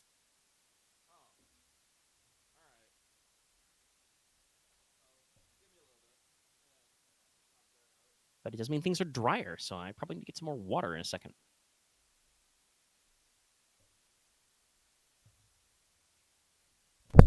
Sorry about that. Lucky's back. I'm back. I shall resume the audio. What was I saying? Yeah, I was just saying that we kind of decided that corporations in Singularity War don't like control every aspect of your life. Yeah. Oh yeah, because you're talking about post-cyberpunk. It's like, yeah, like honestly, you like could rebel against the system. I like honestly, I feel like I want to say we're more in the era of like Ghost in the Shell and Psychopaths. Yeah. Wait, was that where like things are shitty, but it's no more shitty than actual life if when you really think about it. It's just taken to a little bit extra degree. Yeah. And that's kind of like, while I do want there to be shitty things, it's definitely like a moment of like, it's not really any shittier than anything that happened anyway. Like, people have found horrifying, fucked up ways to exist throughout time, so the cyberpunkiness just keeps going with that. Mm-hmm. But also, now you can have mono wires in your thumbs. Does that actually improve your life? Probably not, but it's cool. Something that may actually improve your life is you can get the internet in your head. That might make some of you happy. Too many people will be watching porn on their free time. There are, positives. We talked about how Pacifica has a universal basic income. The government basically pays you to exist. This means there probably are a lot more needs. But that level, well, that's enough to like make sure you've got a roof over your head and you can eat, right? It's not enough to like keep up. So sometimes you got to do a little work because like a lot of people rail about the blah blah blahs of capitalism and so on and so forth. Capitalism is not necessarily totalitarianism. Like, it often takes some very authoritarian vibes in like the really fucked up late stage capitalism shit we sometimes see in these days. But like ultimately, that's all just an excuse to get you to spend more money to fuel the machine. Like corporations still need customers. They need people to spend money to fuel money so they can get more money to spend on more things and keep this loop because megacorps have to interact with other megacorps and stuff, so they need, economic standing to work on and so on and so forth. So, like, it's not so broken that, like, they can remove the human element, Mm-hmm. So there's a lot going on there, and this does mean that, like, media-focused marketing is important. Like, this came up in our Sprawl Adventure, for instance. Like, you guys got this job from DWG because they were like, yeah, so both the suspect and the victim were repped by our agency, so we don't really want to, like, stick our foot in it because that would be very awkward for us. And I believe the person who gave you the job, even pitched it as, we're talking about, like, losing percentage points in our quarterly reports or whatever, but that's still a non-zero number of profit loss if we do this, and just the corporation that's what they care about is the percentage points, Mm-hmm. And yes, that's horribly dehumanizing and like really rude and god awful. But hey, that's corporate for you. They make slightly more money if they don't if they just pay you guys unbelievable stacks of cryptocurrency to solve their problem. No ifs, ands, or buts, arguably illegally. We do a little witness tampering, as we like to say. Yeah, I'm hoping tomorrow, like, we're much more on the ball about that. Yeah. I mean, we talked about this earlier. You guys have you at least have pitched a distinct plan, and nobody has said, Lucky, I do not like your plan.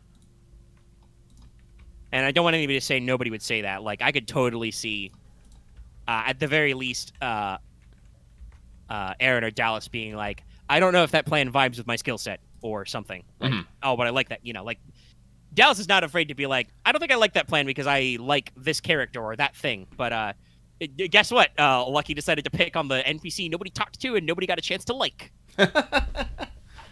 Not that that necessarily helped grant access. I think you guys wanted to hit him more when he actually showed up on screen.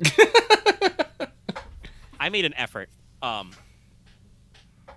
But as usual, the playing your choose your own game means that you get to say the characters you like are good and the characters you don't like are bad.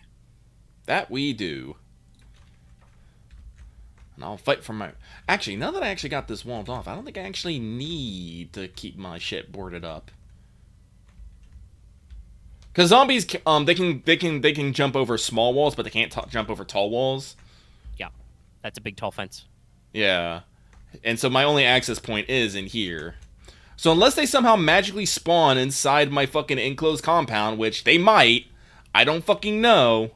They probably should not, but you don't want to outline that perspective. But yeah, you could probably Yeah, let's I presume you board your windows so that they are more secure and so that zombies are less likely to notice you. Yeah.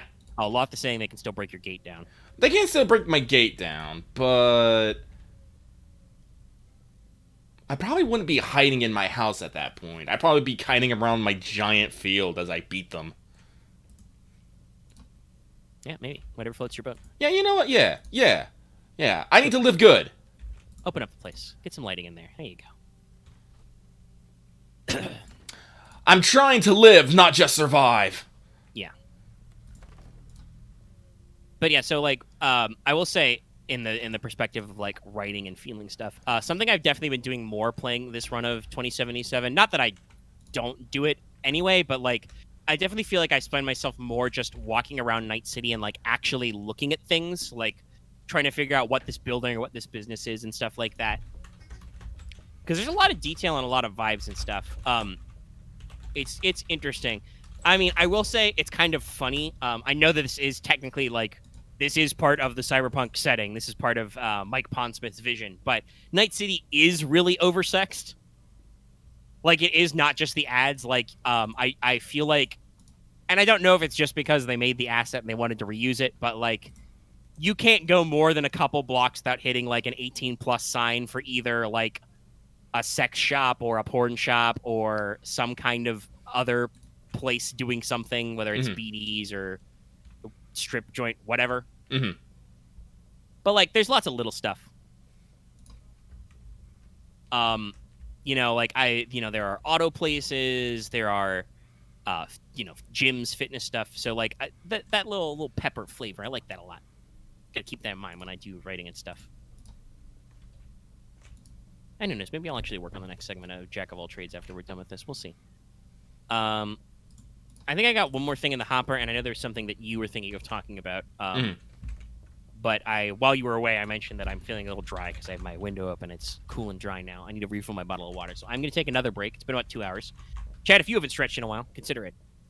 Stretch. Stay hydrated. So I will pause the audio and leave you to Lucky unboarding his windows for a hot sec. Yeah. Oh, yeah, I need that water.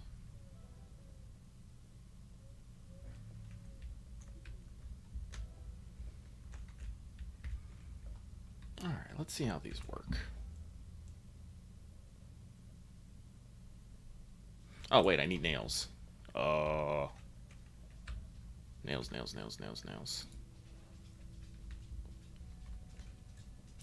And do I have enough planks? I do.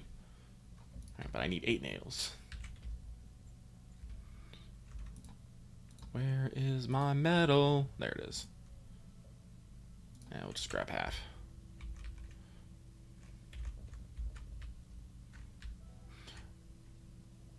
Alrighty, so let's see here. Lamp on pillar. Does this actually make the direction? I don't know. Well, let's find out.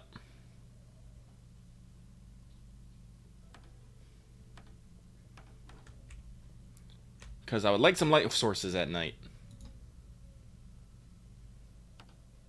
Okay, rotate mic back in front of me. Nope, don't do that. I need to unpause. There we go. Audio. Go on. We're back. Oh, they probably run on battery. Okay. Well, I'll leave those off for now. Ito. Well, I have been talking for a little bit. I think I want to give the opportunity to pass it back to Licky for a little bit. I know you talked about running through some of the anime that is in the upcoming core. Mm-hmm. Yeah, no, this fall is actually looking pretty stacked. There's a lot of good stuff coming out. So let's see here. There's a lot of stuff like coming out. Like someone yesterday asked about what anime I'm excited for. Probably top of my list. Third season of Welcome to Demon School Iruma-kun. It's God. Welcome to Demon School Iruma-kun is one of those things that a lot of people like look at first and kind of go about it, but once they actually start, watching / reading it, they get unusually excited about it. It's a shonen anime it's doing the Negima thing of it's usually how it originally started off as just kind of a cutesy school story, but this started getting more and more battle focused. Okay, that's a nice analogy. I like that one. Yeah. And in season 3, we should actually start getting into more of that battle stuff, and we're just like, yes. But I think the thing that I like about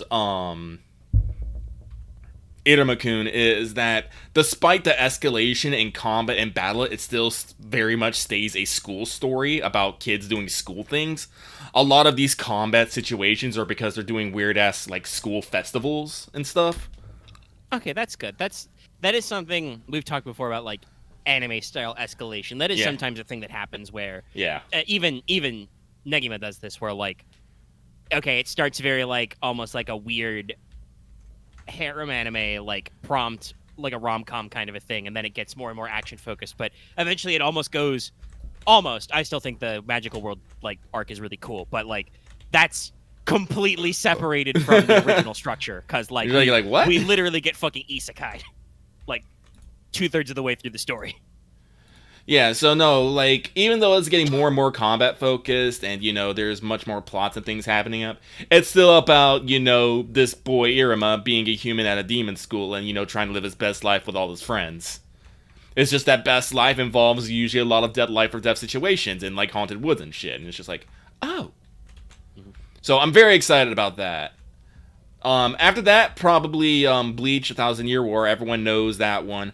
The only reason that's not at the top of my list is because there's just, the whispers on the wind that's being acquired by Disney, and this... I don't know why, but this upsets me more than it probably should. I mean, just in general, the lack of clarity on the licensing, like, that's just annoying. Like, Viz has it, obviously, like, they had it originally.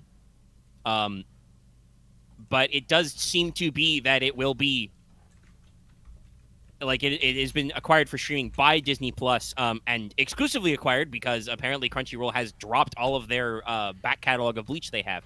I think Netflix still has a couple of early seasons, but I don't know what kind of like dark science Netflix has done with these things, but they don't like have full runs of some of these series. Mm-hmm. So it's a little weird. Like, practically, that doesn't affect me personally at all. Yeah. Because, like I said, I got my Disney Plus. But you are right that it's first of all, very unusual. Disney Plus getting exclusive anime streaming rights? Like, I know Disney has been getting more and more anime, like... Well, yeah, Hulu is... and that's Disney is their parent company. Mm-hmm. And I know Hulu did a lot of anime back in the day, and still does have some streaming and some back catalogs. Yeah, they do, but it's still one of those things. And you can get a bundle with Disney Plus, but actually, like marketing it, like as far as I know, marketing it as a Disney Plus title, that's new.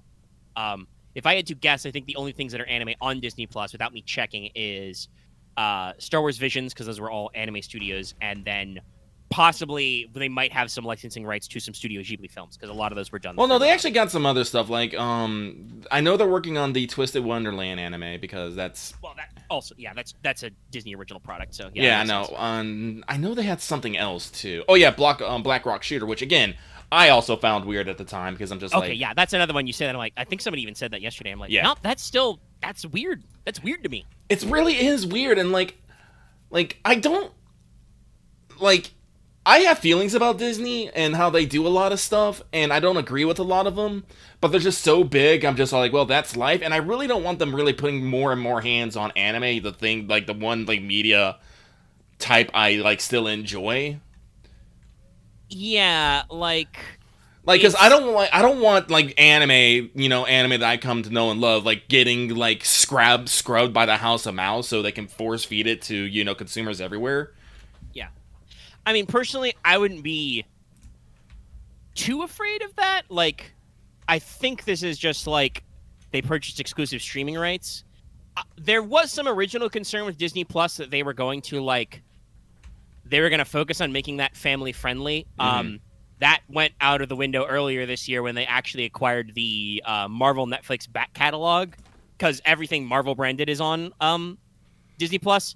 So you can watch shit like the Netflix Daredevil on Disney Plus now. Oh, I believe okay. it still has a Netflix logo. So like they have realized that like, okay, we could try and do the Disney branding thing, but that doesn't work with the fact that we have sub brands on this product. So yeah, no, just straight up, they've got like you can watch fucking Marvel stuff like Daredevil, like Jessica Jones, and like heavy hitting shit on there. Yeah, like if Disney picks up like all their Disney IP animes and the Marvel animes, because guess what, there are some like Marvel animes out there, fucking like Iron Man and all that crazy shit. Yeah, that's fine, but it's just like Bleach is such a weird outlier to me. I really don't know. Is there something with Viz Media? Like who owns those guys right now? Okay, they're an American anime manga, an American manga publisher, anime distributor, entertainment company, San Francisco, California. No, their parent company is Shueisha. Like they're technically parented in Japan.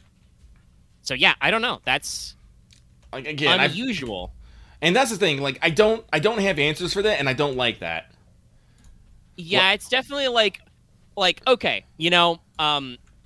for instance, if you're like when it happened, right, that the like Babylonian anime was going to be on like Funimation first, right? Yeah. You're like, okay, that makes sense. I understand this. Sony has acquired Funimation or is in the process of acquiring Funimation at that time. I don't remember exactly how that worked out with the announcements. And Sony obviously owns Aniplex, who are, contributors to Delightworks and FGO, and now obviously like wholly own La Single as just the FGO production company. So like, okay, that tracks. I understand this business relationship. That's just vertical integration. But Disney Plus is like, are you guys interested? Like, okay, if Netflix managed to throw enough cash to swing like an exclusive Bleach, okay, I understand that. People won't be happy because Netflix will they'll do the fucking binge model again. The thing that everybody, like, literally the only thing people don't like, well, not the only thing, but the major thing people complain about JoJo Part 6 is just that Netflix is releasing it in batches. Technically, I do believe we're still releasing in batches before all of the episodes air on Japanese TV, but, like, it's still weird, Mm-hmm. But with this Disney thing, it's like, is Disney making a push for anime? Like, again, if it was Hulu, I could understand that.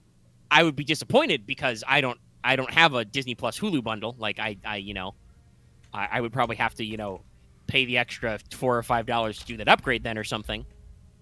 But, like, it's just unusual. I mean, I will say, judging by people complaining about stuff, like, in a pure, like, consumer-friendly state, Disney Plus has a functional TV app. I can watch Disney Plus very easily on my PS5, as I can watch Netflix. The Funimation apps and Crunchyroll apps and stuff, I understand, have problems. Still very fucking weird that, like, Sony hasn't put actual first-party dev money on, like, making an app that works on their platform. Seriously, Sony, come on. Easy money there. people complain about the video players and stuff. Still, like make a solid app version for your home console. Sell that multi-level marketing. But like, so there are like pluses and negatives in this space. But yeah, it's a weird one. No matter what, anyway, Bleach will be cool. And while I am not advocating that you should do this, you will still be able to sail the high seas if, as usual, doing it legitimately becomes too tedious.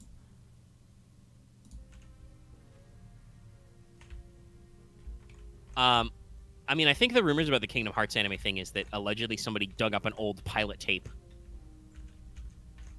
I mean, if there's a Kingdom Hearts anime, I think that's cool. And again, if Disney got that, it makes fucking sense, you know? Oh, I mean, obviously, yeah. So, yeah, no, that does... The tweet was allegedly a Kingdom Hearts pilot from 2003. Like somebody's got a VHS tape of a pilot that never made it to public that might show up somewhere on the internet. Now, if Disney like wanted to take that marketing buzz and actually produce a Kingdom Hearts anime, there's been several successful Kingdom Hearts mangas, and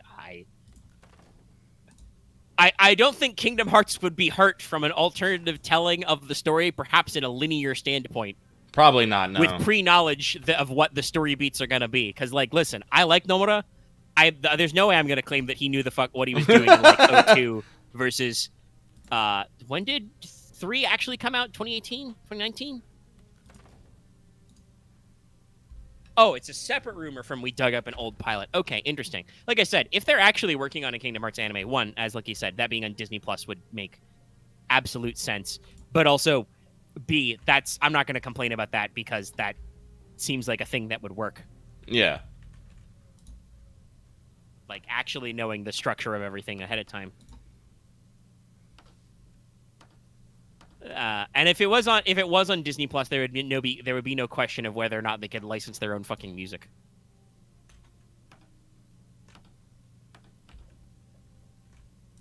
We would once again have to deal with the Deep Jungle retcon though. Oof. Because Disney doesn't have those rights anymore.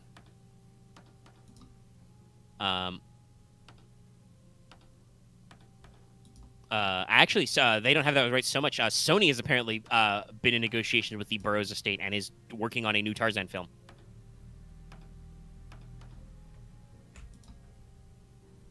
I could totally see that if they release a pilot and there's a lot of buzz, positive or negative. Sometimes the engagement truly doesn't matter.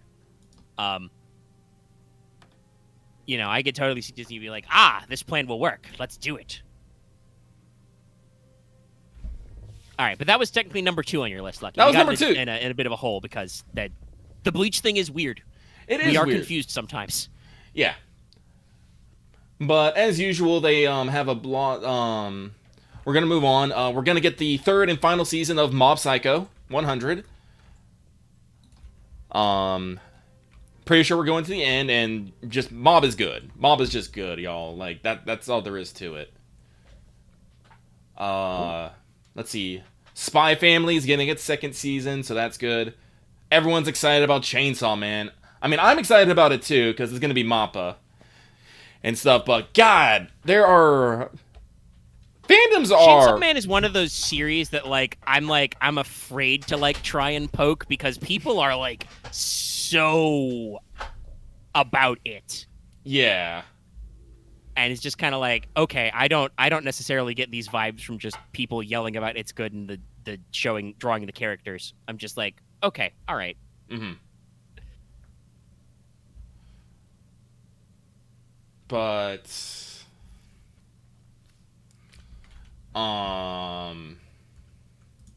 we got a slew of isekai stuff. Reincarnated as a Sword is getting their anime. I can't remember what the fucking actual animation, but people don't know it. I Want to Be a Power in the Shadows is getting their anime.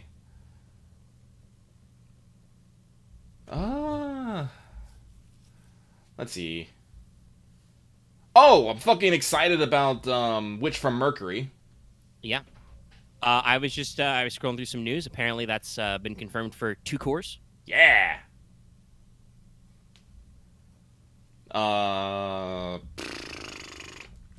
I think I only watched the very first trailer, but I might give that a go. I was once again, I talked about this on Let's Talk. I think we were talking about anime. I was bamboozled by the fact that it's been 6 years since IBO finished. Yeah. But let's see. Wait, can I put roofs over things? I don't fucking know. My intention was to make a small little garage here at the base. Oh, like Cause make a little carport? That'd be yeah. cool.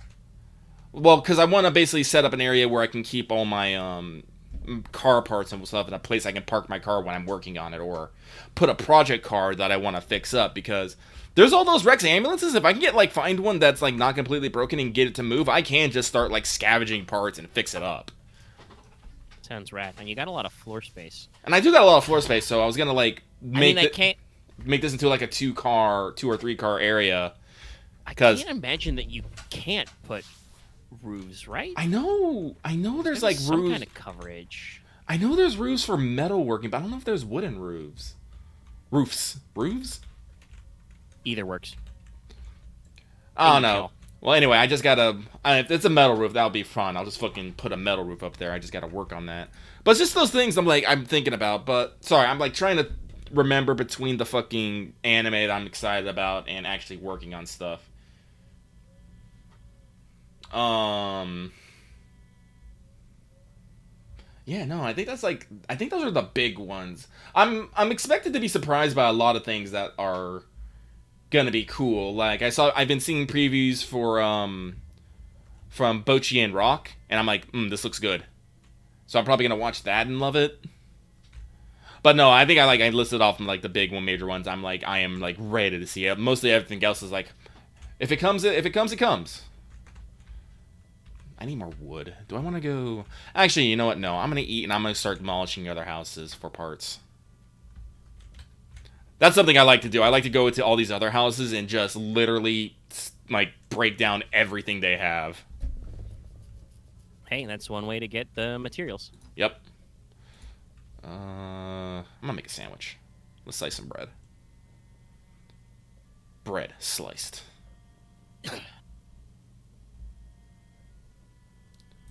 And then make rip bread slices. What? What? Rip bread. All right, let's Ripping add bread. Let's add. Where's the ham slices? I know I got. Oh, here we go. Ham slice. Add I'm just going to double check if there's any fun, crazy, newsy stuff. Not a whole hell of a lot. So shocking nobody. Google Stadia is being canceled. No one's really shocked, but at the same time, it's all like, wow. Yeah, no, I mean, like Google literally has an FAQ about this where they're like, because they are known to like introduce these testbed projects and then abandon them. And I personally, I think Google is just firing this technology away for when the world is ready. Like Google Glass went over very weirdly in like 2006 or whatever. Give it like 10 more years, nobody will give a fuck. Honestly, I still don't know why people in like the early aughts or early 2010s were like, you have a camera on your face at all times? Yeah. No shit, you have a camera in your pocket at all times. You have a microphone in your pocket at all times that's recording you. The NSA was listening to you literally that whole time. And nope, there was no great societal upheaval about that. They just promised to not do it as much. Nothing happened. Get over it. They're not. Augmented reality is cool. Anyway, but the general consensus seems to be like they spent a lot of money. You know, they were spending millions of dollars per game to get them on Stadia. And the way they said is that they've decided to, they have begun to spin down the service, and it will eventually wrap up because it has not taken off with the audience the way they want to. That makes sense. Like eventually they went to just like Google just couldn't get enough market share with that thing. Yeah. At some point they were giving away Stadias, like the actual platforms. They were giving away games. Like they made it all subscription based. Like they just couldn't get people to buy in enough to the streaming game experience to go for it. I do know that when it was first launched, there was a lot of lag and stuff. Personally, I would never have gone for it because I live in this hurricane hellscape, and it's just like, why would I want my games stored remotely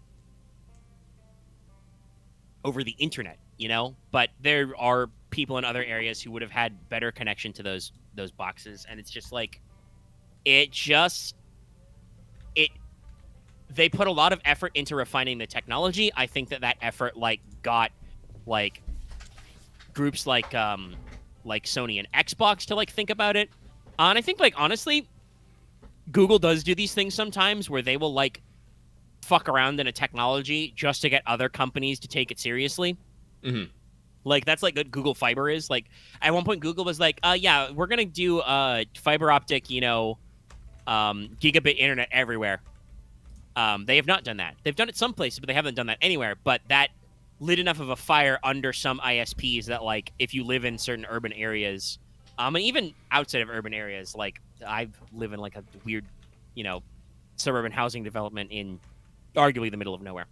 There's a lot of middle of nowhere in Florida. A lot of that nowhere is taken up by wilderness reserve, cow pastures, orange groves, and sugarcane. But, and in between that nowhere, suburbs. But, like, even we've got pretty decent internet out here. I don't remember what our speed was, but, like, Google didn't really need to actually fulfill their promise to like, revolutionize, internet speeds. They just needed to tell other people to get off their ass and stop being lazy, right? Competition. Here we go! Go, Fridge, Stadia go! may Go, have Fridge, go! accomplished that goal. Sorry, I picked up a fridge and I'm just hoofing it. You can't see it, but I am... Yeah!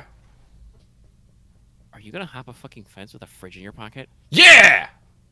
Oh my... Okay, alright. Yeah! Yeah! We are built different, y'all. We are just Place fridge! Alternatively. Boom! 2 fridges! 2 fridges. Gee, Billy, why do the zombies let you have 2 fridges? Well, again, storage is always a thing. Oh, I know. Yeah. And I was just like, oh yeah, because like I said, interior decorator lucky never stops. I saw this space, I'm like, this is a good spot. I could put 2 fridges here. Then I could have another counter space over here, and I'm like, yes, yes. Yeah. Then I saw there was a fridge there, and I was like, oh wait, before I actually destroy everything. Fun times. That time I didn't make it over the fence. Good job. Rip. You gotta grab in the low point, not the highest point. All right, but I had to literally drop like a lot of my stuff to do that. Yeah. But yeah, no. So Stadia is winding down. It's interesting. It's kind of weird. And I mean, it says a lot about how much fucking money Google has that they can like. They're not just like, yeah, we need to figure out. They're just like, listen, the tech is fine, but it's just not reaching the audience. We're gonna wind it down. It's not doing the thing we want it to do. We're just gonna stop. I mean, shout out to them just for being like, nope, we tried, we're done. Oh, like, yeah, no, like, I feel like certainly there are plenty of things that hold on longer than they should because people get the sunk cost fallacy. Google has no sunk cost fallacy. They're just like, well, there's the cost. It's not working. We're gonna stop throwing good money after bad, and we're just gonna call it quits. I mean, that's the thing I say about Google. We always talk about, its corporate overlord shit, but Google is not afraid to try something. No. Like, at any time, it was like, hey, this is a thing, let's do it. Yeah. Do I need a dryer? I probably do. It's interesting for them to work on all this stuff, and we'll see, if anybody, like, maybe in 5 to 10 years, some people will be nostalgic and they'll like bring some stuff back, or maybe like I said, the other big gaming elements will like work on stuff. I do know that I'm pretty sure Amazon's attempts at game streaming are just literally going nowhere. What the fuck is an Amazon Luna? Where is it? What is it? Does it do anything? I don't think so. I need 3 electrical for But that. yeah, that's okay. a pretty weird one. We do also have our October PS Plus games. Oh, we do? I haven't even seen it. Yeah, they've got the announcement. It is Infamous 2, super hot, and what's the actual name of this one? Hot Wheels Unleashed. So it's a little eclectic. I mean, I've never played Super Hot. It's better in VR, but I believe you can play it non VR. So I might, if it's free, I'll check it out.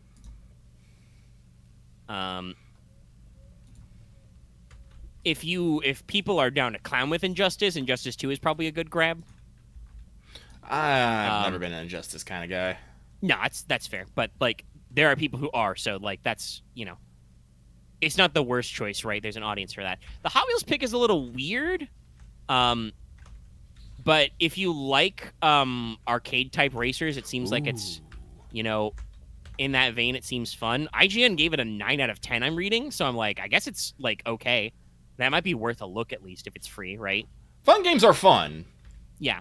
Like I mean, if it's like I Hot don't Wheel think tracks, like anybody's gonna be like, "Oh my god, Hot Wheels racer, that's crazy." I mean, if you're doing like Hot Wheel tracks with all the loop-de-loops and weird shit, that might be fun. Oh, I'm sure that's got to be the aesthetic. How else can you do that, right? Yeah. So like, no, that sounds like fun as fuck. Yeah. But it's definitely the kind of game that for free you're like, oh, that's neat. Let's do that.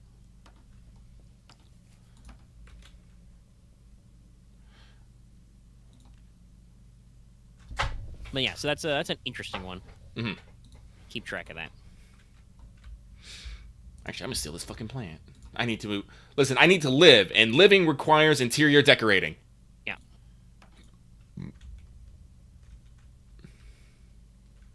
I also believe that there are rumors of an actor may have leaked that there's probably some Horizon DLC coming for Forbidden West. Oh. They said they were in some work.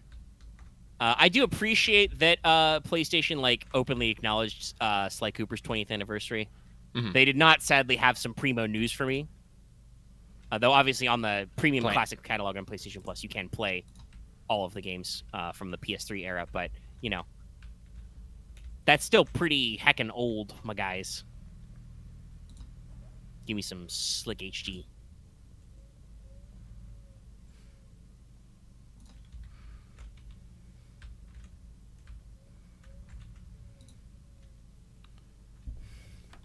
Yeah, it doesn't look like... Oh, fuck. That's a lot sooner than I thought. Okay, what's up? I learned something good, PlayStation.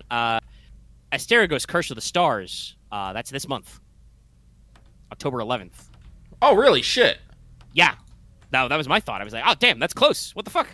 When was this? Snuck up on me. Those fucking games do that. That's a huge backlog I have. I still haven't picked up... I'm putting 40 hours into Cyberpunk. I haven't picked up any new games. I haven't even completed Destroy All Humans 2. Oh, not that's like an urgent thing. I like it, but it's not like... Oh, sorry. I was just realizing I've been playing DioField Chronicles, and I do have thoughts on it. I should probably get those out at some point. Oh, yeah. Hey, you wanna go to that one right now? You've actually been playing DioField. Yeah. Well, I haven't been playing it a lot, and my official, lucky brand, lucky score is it's aight. Cause it's aight, but it's a weird egg. Like, I look at it and I'm just all like, this is neat and interesting, but in different and weird ways that I can't fully quantify. So, first off, the character art, very nice, very lovely. You love to see the characters. The character models, a little ugly. I feel like this is like something back on the PS3 era when I look at them. I'm just like... I think that was something we talked about in the trailers, right? Like, there was a very stark contrast between the models and then the, like... 2D assets. Yeah. But they look a little jank, but they move pretty fucking smooth. And so that's fun. That's fine.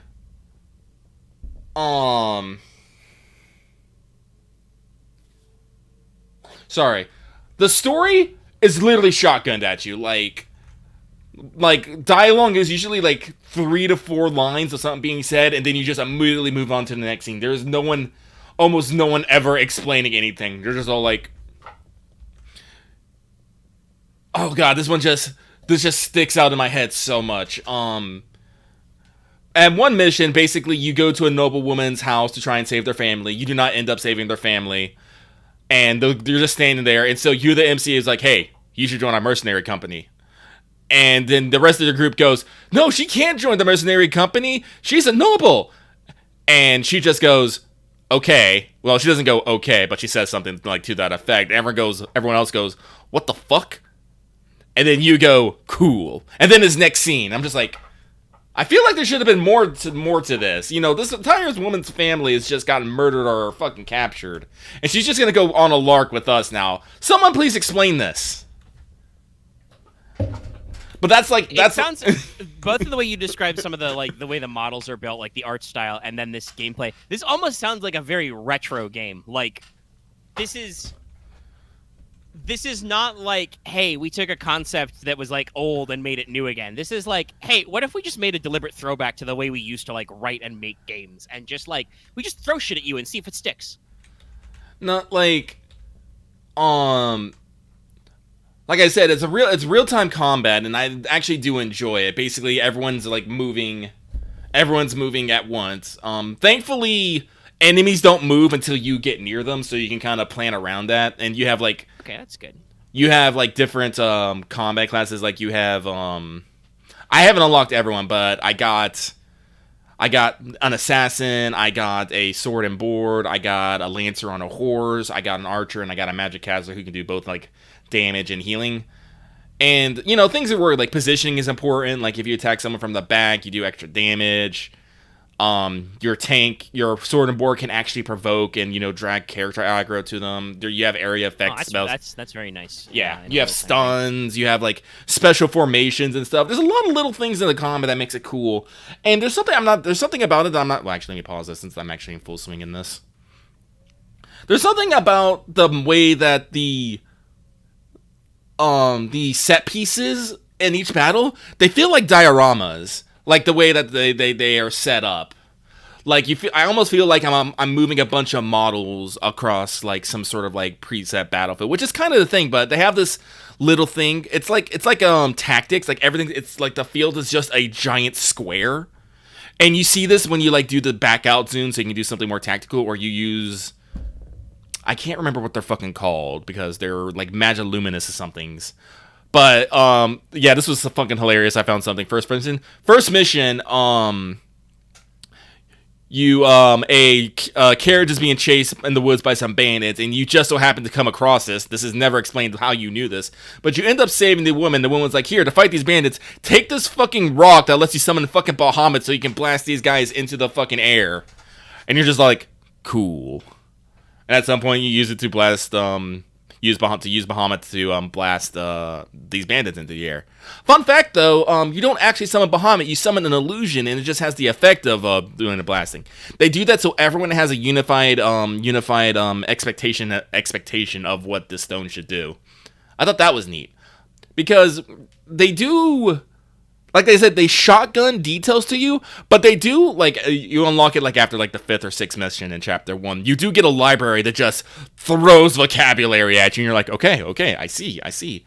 And something that I do like about the library is they actually have the power struggle shot. They actually show what faction is fighting with what faction and for why. I'm like, oh, that's neat. It gives me, a little bit more. So, Diofield Chronicles, I feel is something that has a lot. It's both light on the surface and deep. The combat is pretty fun and pretty fun and stuff. But the story is just kind of fast and loose and just right at you. You just hit A, B, C, D, and usually there's a combat in each point. I'm just like, okay. It's been hard. It's a little hard to stick. I don't regret getting it. I am glad I bought it on the PS5 though, because sometimes it does get a little intense. Oh, that's right. I should mention that too. My fucking Switch Pro controller finally arrived, so I can actually. Other stuff also arrived, apparently. Yeah. So I might actually get into it because I did pick up Xenoblade Chronicle 2. I do have that now. I only have the normal edition, so it looks very out of place in between the two fucking boxes because I have Xenoblade Chronicles Definitive Edition, which comes in a big red box. And just today, or yesterday, I'm not entirely sure what is fucking time, the collector's edition of Xenoblade Chronicle 3 arrived, so I got this very nice shiny box that's now sitting there. So I need to figure out some way to get some sort of weird edition of Xenoblade Chronicle 2 so it doesn't seem weird. It's so out of place. Fair enough. Let's see. Did I pick up anything else recently? No, I did do a lot of pre-orders because Valkyrie Elysium has been pre-ordered. Star Ocean has been pre-ordered. God of War 2 has been pre-ordered. Have I pre-ordered anything else? I don't fucking know. I should probably eat something now. It's late. Fuck it. It's fruit salad day. But oh shit, that's right. I need to move the other fridge so I can have side by side fridges, and then I can build another counter. Ugh. But no, unfortunately, I have not been playing as much as the amount of other games as I should have been, or watching anime, because I have just been all day, every day on this fucking Project Zomboid. Yeah, Kick. I understand, man. That's same for me on this stuff. I think I started my Cyberpunk playthrough like this weekend. I'm at 46 hours, so you can tell I've been intense. Like it's heavy. I got other shit I could be playing, but I'm just not as vibed. And there's some other stuff I want to pick up. I just strongly debated looking at my Amazon list. I did decide to tuck Neofield in there. I'll get the PS5 version eventually, maybe. But like, I could drop $75 right now and get basically all the Mega Man Legacy Collection stuff. That's X1 and 2, and then the 2 regular Legacy. I don't know if I really need to buy the original Mega Man Legacy Collection though. That's just the first 6 8-bit games. Those are okay, but like they're tough. I should get the 1 and 2 sometime so I can start practicing X4. Mm-hmm. But anyway, that's a there's still other stuff that came out last month I want to pick up. Like I've got I Was a Teenage Exocolonist and Cult of the Lamb wishlisted on my PS5. So I need to make little sure notifications and stuff. I need to make sure I have. I might have to make sure I need to But there's also some like Steam stuff, like obviously, with you guys being interested in Project Zomboid, I could chill for some multiplayer stuff and some even tides, some things. Yeah, no, like I think this game is fun, like because the sandboxing for it is really good. You can actually set a lot of parameters and like how many zombies and all that crazy stuff. So it's very nice in that regard. I do also have a lot though, like in my other backlog, like.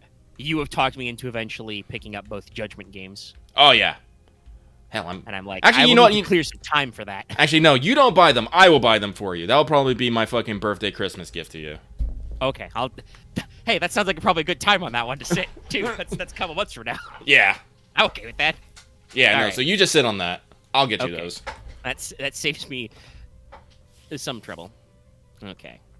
We do have Crisis Core coming up. That'll be just one of December's big games. Oh, do I have hold on, do I have Callisto Protocol on my wish list? Wait, why didn't I don't think I do. Should make sure to got that soon. I'm down to clown on that one. Ooh, that's a full 70-bucker.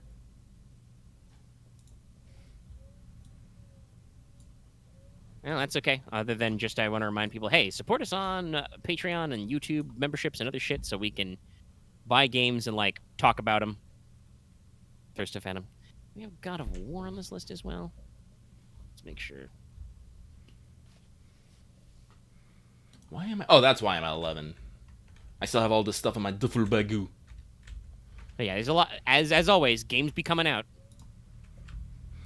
Though, funnily enough, talking about games, one game won't be coming out this year. Skull and Bones got delayed a lot. Oh, really? They moved it from November to next March. Oh, what happened? They just wanted to. I think they said. Let me see if I can track down a statement.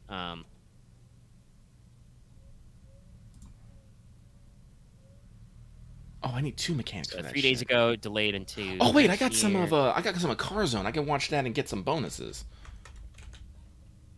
So Ubisoft said that they're moving to March 9th.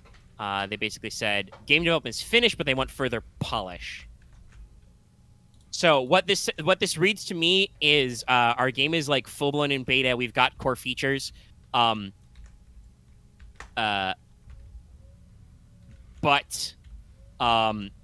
one, we realized that releasing like 2 days before God of War was dumb. That was stupid of us. I don't know why the fuck we decided to do that. And also, Despite the fact that Cyberpunk 2077 really turned it around, we really don't want to turn into the butt of that joke because Cyberpunk's not the butt of that joke anymore. So, I'm gonna guess they're pushing it as far forward as they can in the fiscal year so that it still counts. But they want like as much time as possible to try and do polish and balance and stuff. It seems like. So yeah, there's definitely some stuff there. Let's see. Mention some other general video game news. I think that's it. Let me check our usual calendar of video game releases to see what's up in October. If there's anything else I'm not remembering.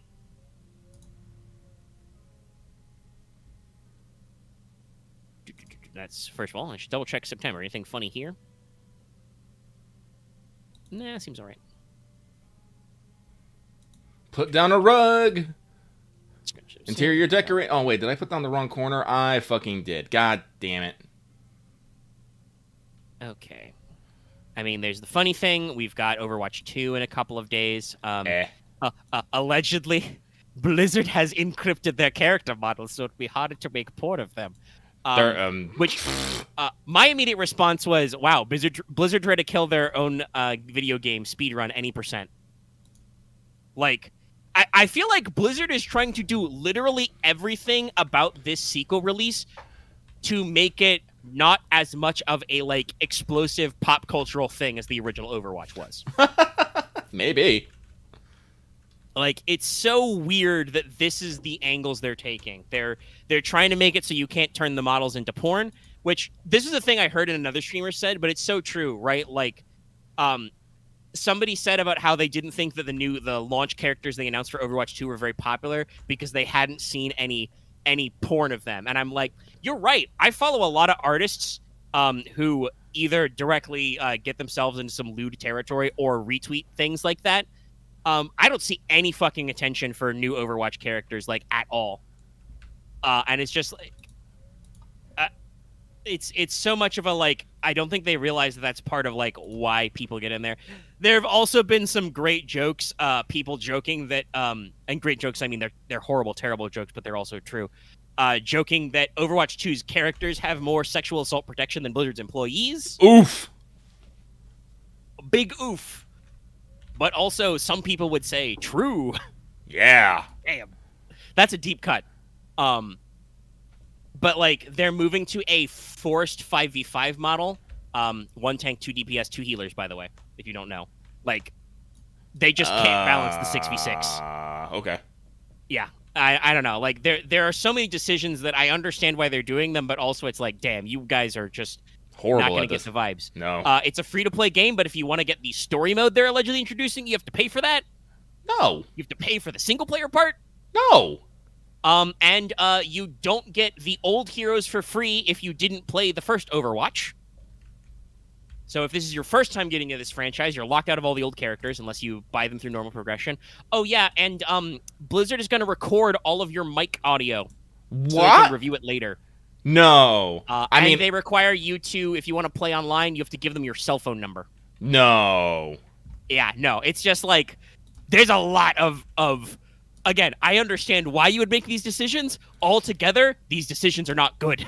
No, like, I can understand you don't want people fucking gremlins and have people be able to be accountable for their fucking actions. Yeah. But at the same time, I don't know if that's something that Blizzard should be doing, you know? I don't think Blizzard has that level of trust. They banned a guy for saying free Hong Kong. We understand that Blizzard is politically charged. Yeah, so no. No, and it's like, you have to give them your fucking cell phone number. Hell like no. Real ID verification. I'm like, I don't want you to call me or text me, Blizzard. No, listen, with all those fucking information leaks that are happening out there, I don't want my cell phone, like, just out on the fucking, on your fucking server somewhere. No. Yeah, no. It's just, it's all of it. Oh, I mean, they already have the diversity scoring system, but they have so many funny ideas about, like, trying to work out stuff. But yeah, that's gonna be. I just can't wait to see the chaos in 3 days. Let's see, we got right there. Oh fuck, the No More Heroes 3 port on everywhere but Switches. Also October 11th. Damn. I wonder if they did anything to upres that for current gen, new gen stuff. I should check that out on my PS5, maybe. Triangle Strategy is getting a PC port if you don't got a Switch. I need to actually still pick that up. That's October the 13th. Yeah, double fridges, double fridges, double fridges. Requiem is October 18th. What day of the week is that? It's a Tuesday again. Fuck. Wow, they are fucking with us. Well, we get more time to work on a Great Ace Attorney Chronicles case, I guess. But yeah, I can see that one being a little awkward. But okay, let's see. Don't know what that game is. Also, it's an Xbox exclusive. Actually, if I remember, I think there's a plant that matches that Survivors is this month on PC. There's Gotham Knights on next gen.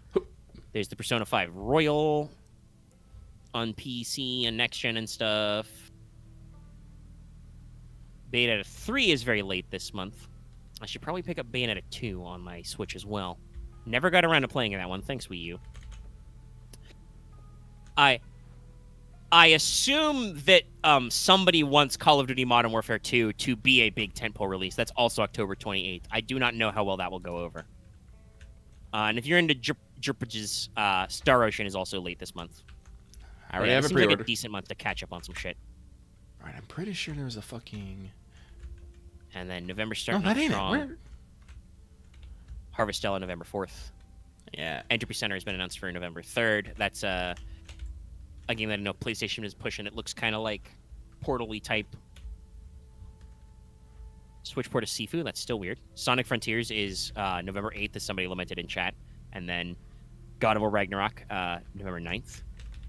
And as usual, Square not fucking satisfied with just dropping Harvestella on the 4th. Tactics Ogre Reborn, November 11th. And Pokemon, November 18th. Evil West, November 22nd.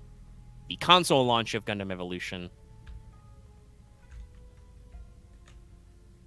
And then December is also pretty good. We've got Callisto Protocol, Crisis Core. Valkyrie Profile Lenneth. Oh my god, there's still like a whole shitload of games they haven't actually announced. Oh yeah, Front Mission Remake's supposed to come out this year still. I don't think they did exactly... Did they exactly clarify what day that's supposed to come out? They did. I think for the first one at least. I don't remember what it is though. Okay, I thought that I knew where another plant like the one I saw was. Yeah, okay. There's our monthly video game update. Yeah. Alright. Fuck it, I'm just gonna go to sleep. Just gonna go to sleep. I'll wake up and deal with this in the morning. I do have one more thing I want to mention, but again, I need to step away for a sec. Alrighty. I'll be right back. Oh yeah, I want to test these lights and see how they work. Right. Lucky's gonna fuck with lights. I'm going to... The audio is paused. I'm gonna mute and deafen myself and be right back, everybody. Oh, that's a good vibe. Let me see if I can see it from the... Whoa. I really can't see it from the out. But when I get in, much brighter. Much more C. But I do not want them just on all the fucking time. I could probably set up a couple more. They'll be alright.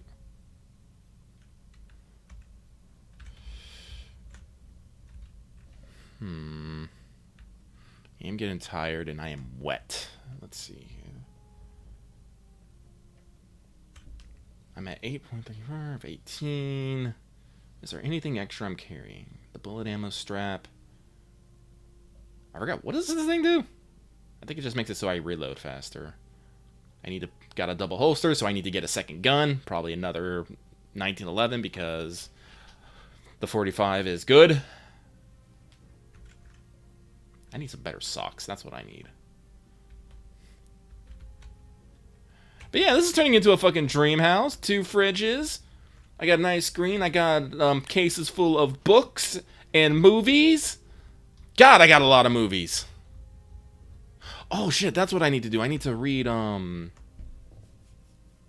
wait, no, I need to get my mechanics up to level 2 so I don't waste the fucking XP. So I can read the next book. Let's see here. What can I work on my car here? Oh, I need a new front right door. I cannot uninstall until I get level fucking 4. God damn. Okay. Oh, my windshield's almost fucking gone. I've come back to a wonderful thing. Oh, it's car door. Okay. Yes. All right. Well, you do occasionally bump into stuff. I guess that's why the passenger side is probably a little fucked. There we go. I uninstalled it, but let me uninstall these old headsets, and then I can replace them. The hood's at 65. Can I? I do have enough mechanics to repair that, so I will top that off. Hey, Kojima, you just tweet like memes? Are you shitposting right now? He might. He's got a screen cap of a Gucci ad, and he's like got a funny caption on it. I'll retweet it. I appreciate Hideo Kojima. I really need to listen to his podcast. Yeah, it's on my list of things to do. Maybe I'll do that instead of what I've been doing for Cyberpunk. Because, as I talked about, I have been in the audiobook hole. Yes, I'm finally... I saw this on the title and I was like, yes, finally. So, before the storm hit, I made sure to get all my audiobooks. I made sure my copy of Harrow the Ninth is downloaded. And in addition to some of her other works, Tamsin Muir also has a novella, Princess Floralinda and the 40th Flight Tower, which Lucky also, used a credit on and got me for free. Mm-hmm. But I do want to say, slight tangent, I've been thinking about this. Prices for audiobooks are a little weird. They really do trying to get you in that the Audible, zone, because that's $15 a month. Whereas the price for the completely digital audiobook of Nona the Ninth is 20 something. Oh yeah, no. It's slightly more than the hardcover I bought, which was already a slight price hike. Fairly unavoidable. That's something that happens when you start doing better as an author. They eventually move you up to hardcovers, which are more expensive but more prestigious. So it makes sense after 2 books we switched to hardback. But I'm just man, that's still weird to me because I am an OG audiobook head. I'm actually, I get a little tingle when those Locked Tomb audiobooks start and they're Recorded Books Presents. Because I remember listening to Recorded Books Incorporated back when they were making cassette tapes. But audiobooks are very expensive usually. CDs back in the day, pretty pricey. This is still kind of high point, and I'm like, damn, maybe I gotta plan out my strategic free trial drop, get my 2 credits. But I'll worry about that later. But I mean, that's what I do with audiobooks is I look at the price because I buy credits on the reg almost, especially when I'm going through series. But I look at the price of a credit, the price of a book, because you can buy credits for if you have the Audible thing for like 13 a credit, and I'm like, and you can just buy a $40 book with a credit. I'm just like, yeah, no, this is good. Yeah. There's definitely some planning there and some system. Yeah. I like I said, I can do some strategic planning with my free trial and whatnot, because they give you I think 2 credits on your free trial. Need to plan out some primo shit. But one of those books that, because Lucky, as he said, had a lot of credits, and was very, very enchanted by this series of audiobooks.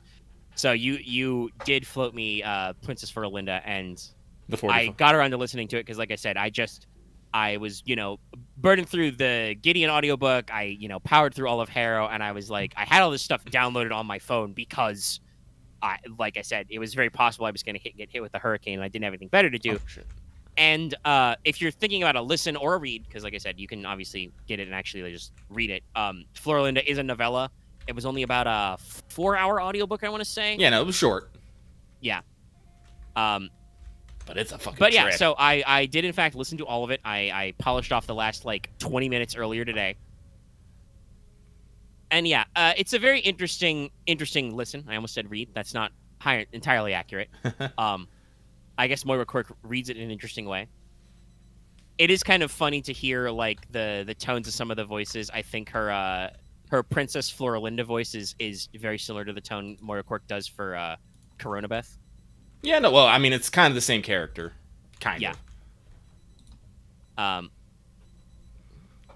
By the way, shout out to Moira Quirk. One person doing twins. Ianthe and Corona Beth's voices are very different.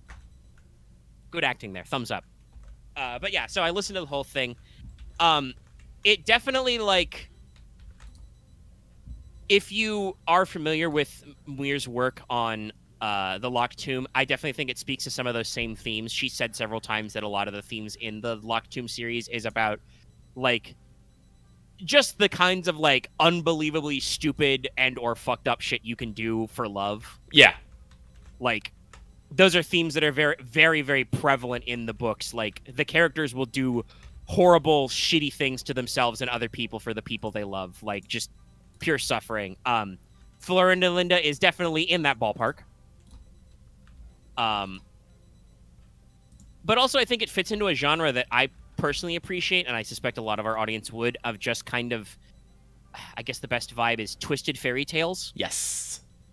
Like, you know, if you are of our more literary audience, you probably read a lot as a kid. You're probably familiar with some classic fairy tales. And while obviously many of those are like already deeply fucked up in their own ways, very gory and stuff, you might, you know, go in your little voice and you might think to yourself, the moral implications of this story are no longer applicable in my modern time. Don't ask me why, you know, we're so tiny and British all as children. Well, Mama, because there's a lot of well, no, keep going. Well, yes, no, that's slightly similar to the cobweb voice range. But I think it also fits the mode we're going for here. But like, you go to those thoughts, and then you're like, man, a lot of these fairy tale tropes are weird and silly and don't make any sense. Why are they this way?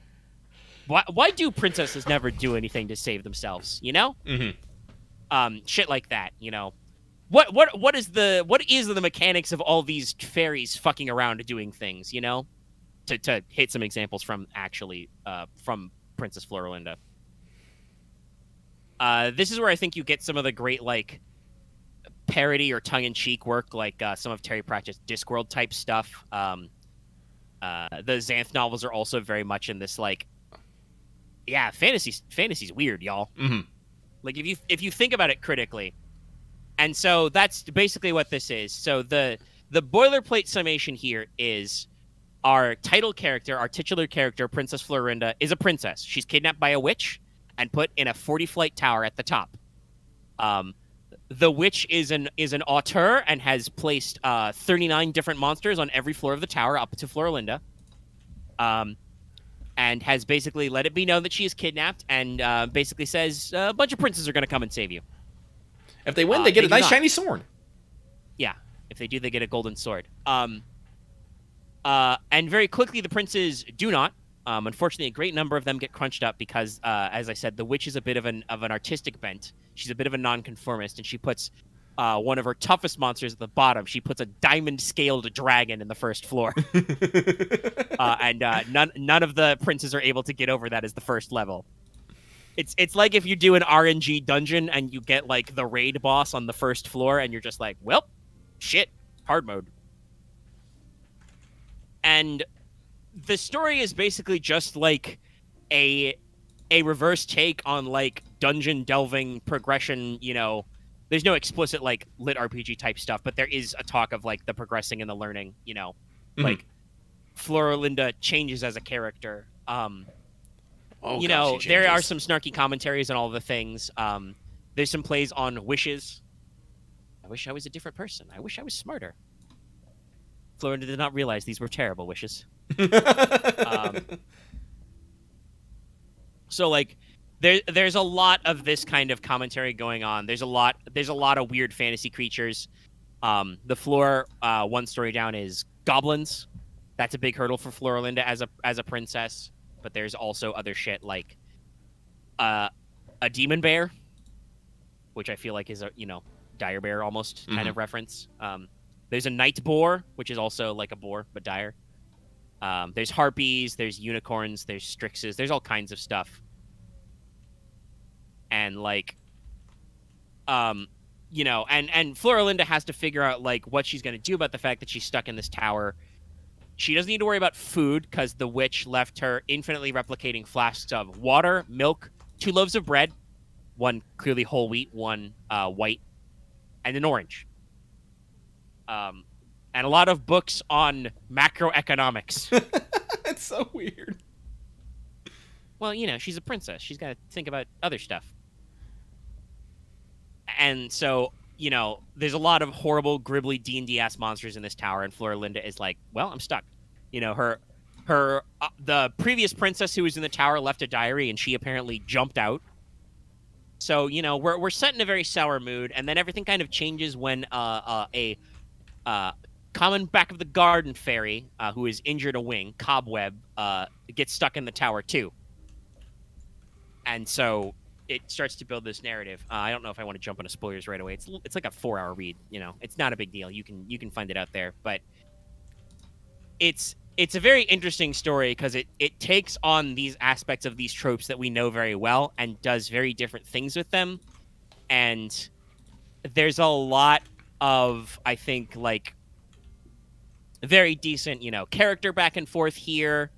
A lot of working on that. It definitely goes into some of, I think, Mir's favorite writing tropes, kind of playing with, like, relationships and arguably even, like, gender expectations. Mm-hmm. There's a lot of faff made about, well, you need princes to do this. Florinda is a princess, so she can only do this stuff, or she's not equipped to do this. There is a literal subject of gender appearance. Cobweb, the bottom of the garden fairy, is effectively non-binary until Florinda basically forces her to pick and says, you're a girl, clearly. Mm-hmm. Even though several times later in the text, she's like, she wished she'd made Cobweb to pick being a boy. So, like, there's definitely some interesting comments there and some back and forth. There's a lot of, like, meta relevance. And it's like, it definitely gets into some of that darker, grittier feel of, like, hey, how do you deal with fantasy monsters? Like, if Florinda gets beat up, she gets very sick at some points. It's, like, I'm not going to say that Florinda and the Flight of Night is particularly, like, super gory, but it is fucking stressful in some areas. Yes, and it gets very, very visceral, and they're not afraid to, like, make you, the reader, feel that adrenaline. And they, you can tell by the tone because it is chaptered. The way the novella is chapters is it usually references the floor. Yes. And sometimes it will be like you'll get to a chapter that is like 5 floors at once, yes. And they just list out a whole fuckload of monsters, and you're like, okay, we're good, we're making progress, we're going fast. And then it will be like, you'll go to, like, that if a chapter goes all the way back to the 40th floor, that's probably going to be some, like, fucking contemplating your navel serious business shit. I like to get a little into spoiler territory. Like I said, go listen to this yourself if you haven't, but, like, to actually discuss the meat of it, like, there's definitely a turning point because at one point, Florinda basically kidnaps Cobweb. Yes. Because Cobweb has a broken wing and is going to leave when she can get bathed in the light of the full moon. And, like, Florinda is so fucking desperate and lonely and, like, I'm going to be real. They do have some commentary on this. Partially, this is Cobweb's, like, own fault for being such a annoying little shit sometimes. Like, Cobweb has a very full opinion of Cobweb's self, talking about how smart she is and talking about how basically negging Florinda how not smart she is. It's only natural that if you do this so much to grind down Florinda's self-esteem, she's going to be like, well, obviously, Cobweb, I need you. I can't do anything without you. You must stay. And so, like, that really recontextualizes their dynamic. And yes, there is a lot of moments of, like, damn, this is sad and hard-hitting when they go when the story focal point is all the way back up at the top of the tower in, like, the living quarters, So, yeah, there's a lot of really interesting stuff here. I think there's some very, honestly, very, very real character dynamics between our basically main characters. Oh, yeah. Like, Cobweb and Florinda grow to be basically dependent on each other, like, and sometimes, in I would say, case, especially very codependent. I'm about to say unhealthily. Yes. Lots of unhealthy relationships, but also, like, it's a very literal love-hate relationship at certain points. Like, they are very vicious to each other at some bits, and also not. Like, it's just very real, right? Like, yeah. Real life relationships are very rarely cut and dried and fairy tale clean. Well, it's one of the things. It's the thing of like, not to get into like full spoilers, but Florinda realizes some of her deficiency, and she uses Cobweb to try and make up for them. So if Cobweb just ups and leaves, she won't be able to escape the tower. Yes. And then it becomes Cobweb has to basically help Florinda leave the tower, otherwise Cobweb will never be able to leave. So it's again, like, it's a love-hate relationship. I really do love it. Like they grow to respect each other about certain points and other things, but also like, I mean, Cobweb is a commoner, back of the garden fairy, so like, she is written like a little tiny fairy, so it's not like she's pulling punches, Mm-hmm. But yeah, there's some great relationship dynamics, and like Lucky said, there's some real nail biters of tension, because you really don't know if Florinda is gonna make it out of the tower, right? Like, it really could just end. It could just be like that sometimes, and some of the conflicts with some of the floors are like very serious. And some of them are stupid shit. At one point, Florinda clears the floor and gets overconfident. She slips and sprains her ankle, and like, that's a really bad fucking scenario because it's winter. And again, the witch was a fucking artist, and she just didn't insulate the goddamn tower. I love how the witch speaks. The witch does come back as a character. I'm very surprised she didn't get shanked. I was waiting for it. Well, no, what I like about it is the witch operates like she's a businesswoman. Like, you say all too. Honestly, I will say more of an artist than a businesswoman, because she talks about like, it's an economic loss, but like, you are right in the sense that she is clearly in the witch business, right? Yeah, like, she's putting on a show. She talks about, I saw you. You're a tower princess. Like, I knew it when I saw you. And she talks about how like she has deliberately designed this to be more interesting, more showy. She's like, she talks about the goblins on the 39th floor. Don't go downstairs. I put some goblins down there as a little bit of like a digestif. A little after tang. And at one point, the narration talks about how Cobweb noticed that the witch alternated floors. Usually it's something expensive, then something cheap. Mm-hmm. Lots of fun stuff like that. There's also, I think this is part of why this might appeal to us, Lucky. It's not outright, but there is a little bit of an element of the like fantasy survival crafty kind of thing. Because Florinda doesn't have anything besides her infinite food and some books and stuff. So like, Cobweb is an amateur chemist. So like, there is a strong narrative element of Florinda and Cobweb repurposing things they find from different monsters, whether they kill them directly or they're just dead from circumstance and stuff, and like go through the line. Like, and that's always a really interesting storytelling trope, to like actually get into the nitty gritty and deal with like this stuff. Like at one point they stopped worrying about food because like one of the floors was like a shitload of biting fishes. Mm-hmm. So they get a lot of fish jerky and fish bones, lots of stuff like that. And like, there's some deep cuts. There's some serious business shit where you're like, oh, I see, we are going in directions. Yes. I was expecting a bad turn in the floor with a unicorn. I was not expecting the way it turned out. Yeah. Like, I kept being worried because they keep talking about, oh, the unicorn will bow its head, and I'm like, so it's gonna bow its head to like spear somebody with its spear thing, right? Yeah. And no, there was a different twist on that one. That was bad. I was like, that was very sad. Yeah, it was I mean, I understand why it happened, but I'm like, damn, wow, ow. The siren was another oof kind of one. Yeah, that one was just. I mean, it's sad because you could see it turning out differently, but then you realize, oh no, yep, that's a siren. She's a monster. Yep, no, that's what she's gonna do. No siren friend for you. Very sad. Very sad.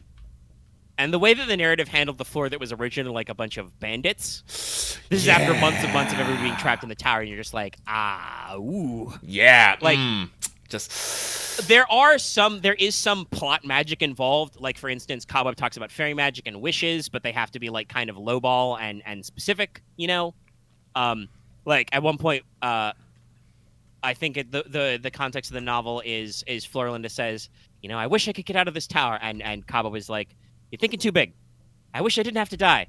You need to understand what I mean by when I say that you've got the scale wrong. like conversations like that. But like Floralinda's like bread and stuff is infinitely repeating, and there's some interesting stuff with her orange. Like Cabo was actually like, ooh, unlimited citric acid. I can do something with this. But also like some very realism of like, hey, what happens if you're just left alone in a tower for a long thing? Yes, like there's just some magical assumptions that are made, some of which are made incorrectly by Floralinda in character, but others are just purely narrative assumptions. And it's a really interesting play on words. And I think the way that it ends is like, I love how it ends. yeah, no, it's really good. I mean, it's kind of like it feels very bittersweet in a sense, but it's very right for the narrative. Like, I definitely don't want to spawn to that, but I do just love the literal Yeah. last line. I'm just like, yes. Yeah, no. Yeah, we should leave out how the actual like final floor resolves. Like there's some very good stuff there. Some narrative bits comes around, and it ends in a really interesting way. It has to do a but I lot will with say- like a lot of Floralinda's development over the floors, but again, it's hard to get into that without actually explaining Yeah, everything. no. Like again, it's a short novella. It is technically a Christmas novella.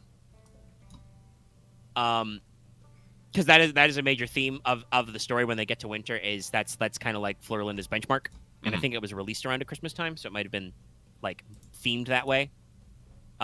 It's not really marketed that way, but like there are some references to stuff like that. But yes, there is an ongoing narrative thread of like Floralinda's like literal character development, and like her through line of like changing as a person and how that works, and what that means both on a narrative level and a metaphysical level.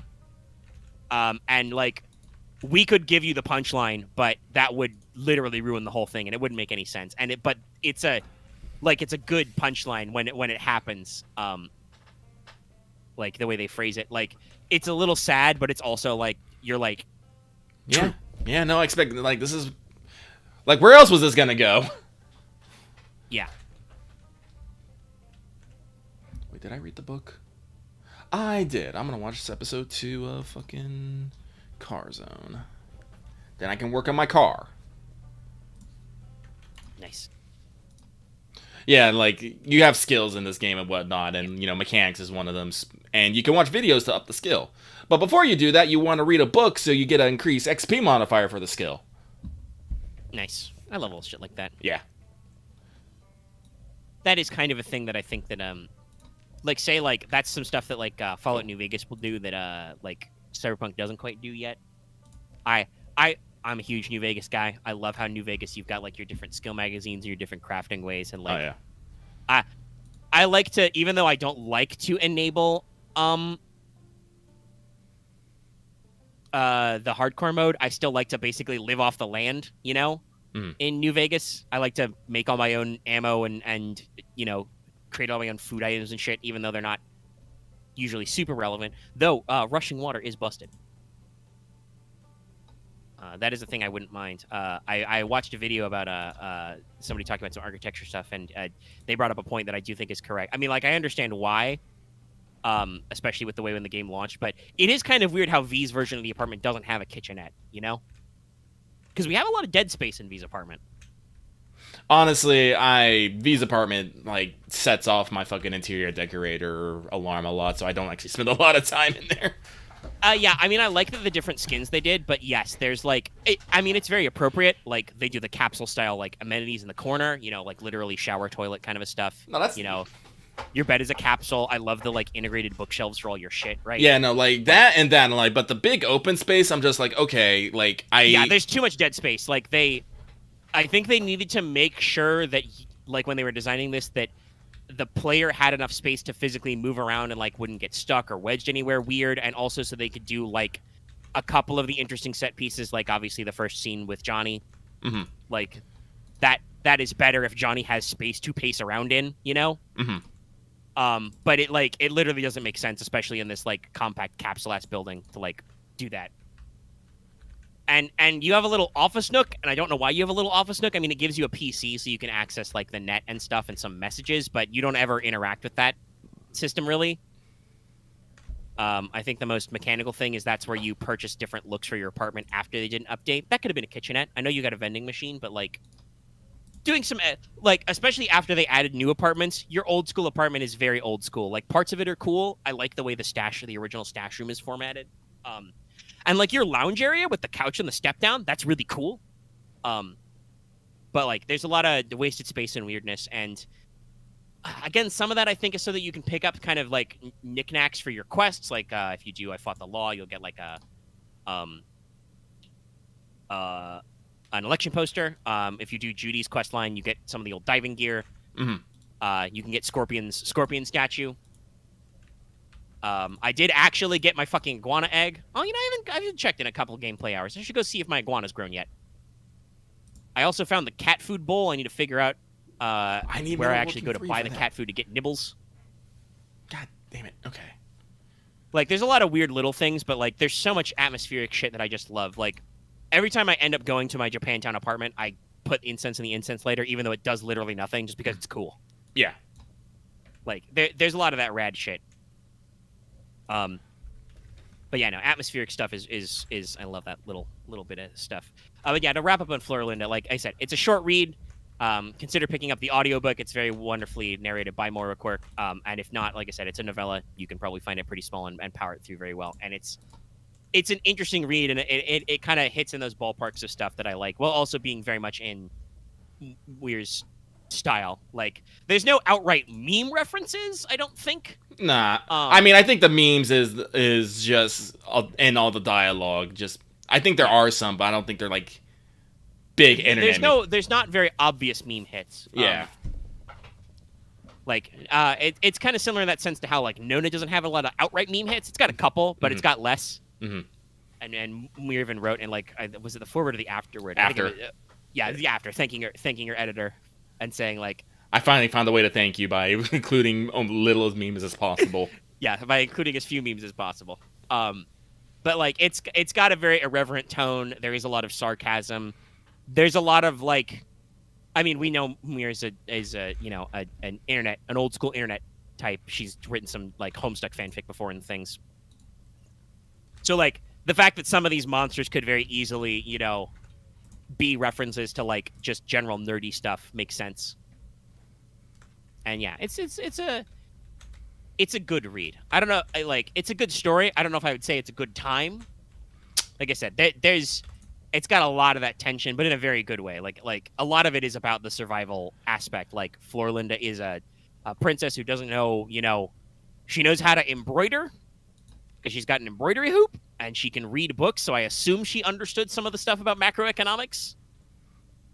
But like, she doesn't have a lot of practical skills in a trapped in a witch tower scenario, trapped in a literal fucking RPG dungeon. And we, you know, it's a good time. Check it out. And I wanted to, because I know that you were very into it, and I was actually listening to it, so I made sure to polish it up and throw it in the thumbnail so we could talk about it. But that is, I think, everything on my major list. Yeah, I think that's a. We've gone for over 3 hours. We're pretty good. Yeah.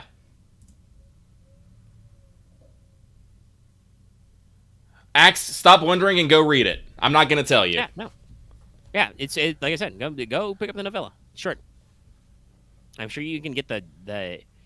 I'm gonna guess it probably has an ebook version. That's probably not that expensive, because like I said, it's not very long. Nope. It does have an audiobook version on Audible or Recorded Books if you've got like audio service credits or whatever, or you know, go for it. It's a short listen, like I said, a mere 4 hours. But I don't know yeah, if it's worth a credit. I think it might be actually generally cheaper than that. Like I said, yeah, honestly, that's you might want to double check the base price, because it is a novella format. It's very short. I could see it being less expensive if these things are actually proportional to length.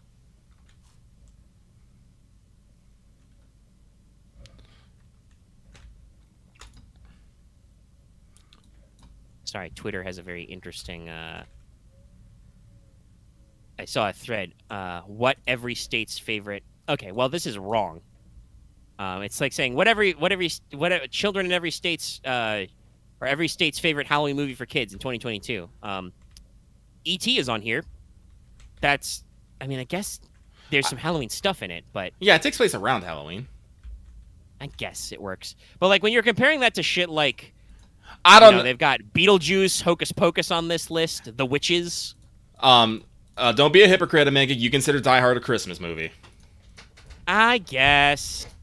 I mean, Die Hard is I consider Die Hard a Christmas movie because not only is it like at Christmas, it's also like about Christmas. It's about family, man. Before Vin Diesel and a wife beater, it was Bruce Willis and a wife beater talking about family.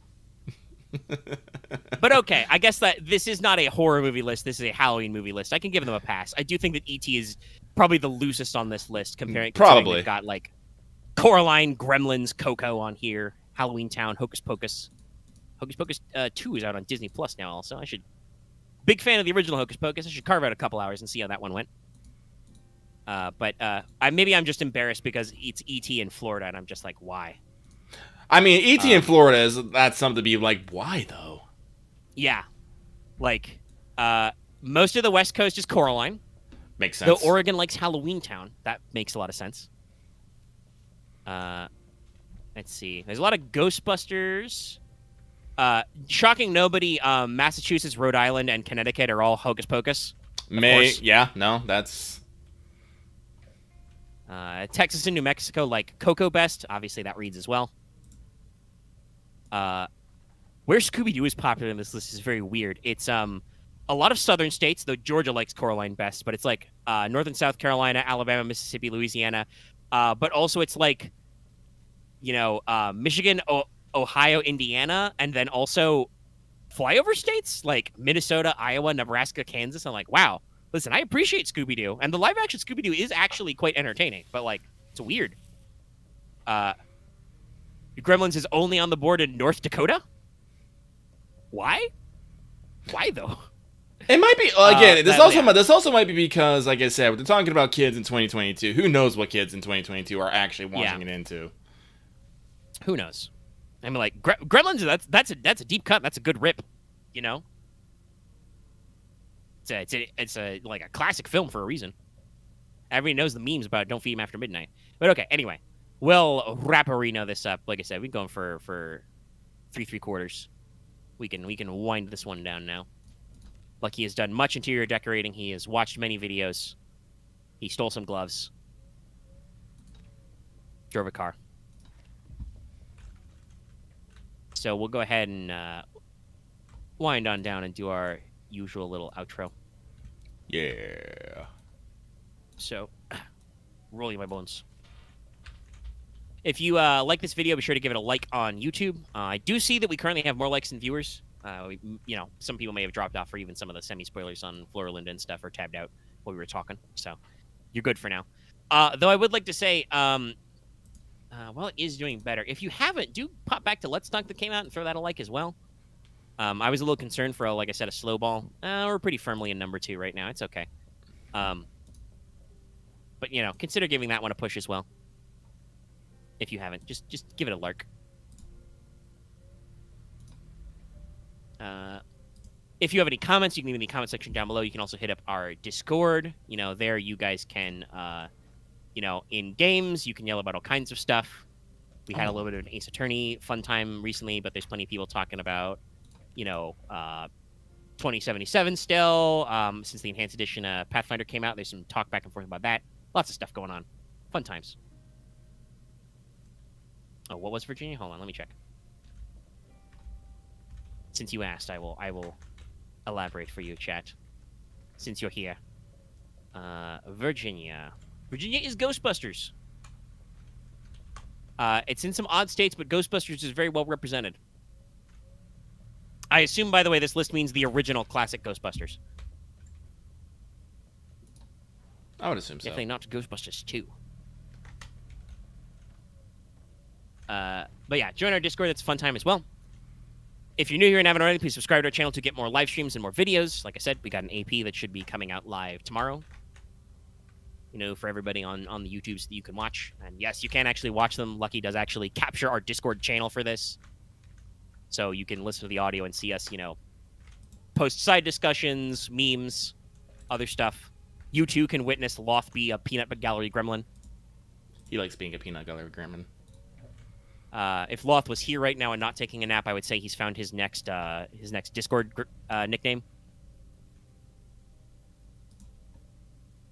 But yeah, so make sure to sub, make sure to hit the bell notifications so you guys get more views on our videos. You can also consider joining our channel memberships. So you can get access to membership badges and emotes, which you can see displayed in live chat. And it's a good time. It helps support us, keep those revenues up. YouTube revenue looking very good for September. I would also, as it is a new month, like to plug our Patreon. You can get this episode in audio format for as little as $1 a month or $10 a year. Monthly and all that. So, they have this thing going on. You do get some extra minutes there. There's a little bit of time in the front end. And like I said, during that 30 seconds when the stream was kind of scratchy and you might not have caught us all, though I think no, OBS actually had some problems there. There'd be a couple of lost frames and stuff skipped. There might be some interference, but obviously the audio version won't have any of that because I'm recording it on my end and it should be fine. I edited down a little, clean up some of the stuff as well. It's pretty cheap. You can also get access to topic polls, get access to video releases early. You can listen to us record Let's Talk FGO live every week and other fun times, on-air shoutouts and stuff. It's a new month. It's a great time to join. And obviously, as we try to work through some stuff, it's good to see that revenue going in. Support creators, because, sometimes they won't be supported. We didn't really get into it, but Twitch is definitely shooting themselves in the foot a little bit lately. Doing some interesting things. But we'll see how that one shakes out. I do know that a couple of other people have been streaming on YouTube more frequently, so maybe if more people, realize that, honestly, streaming on YouTube seems okay for the most part. Though, like I said, Twitch does have a couple slightly better integrations. I wouldn't mind if there was some first-party stuff for, some, notifications and alerts and things. But anyway. Consider supporting us on Patreon to get us extra juice, because it's important in this capitalist hellhole we live in. Okay. That's it for me. So we'll see you guys next time. Have a good evening, everyone.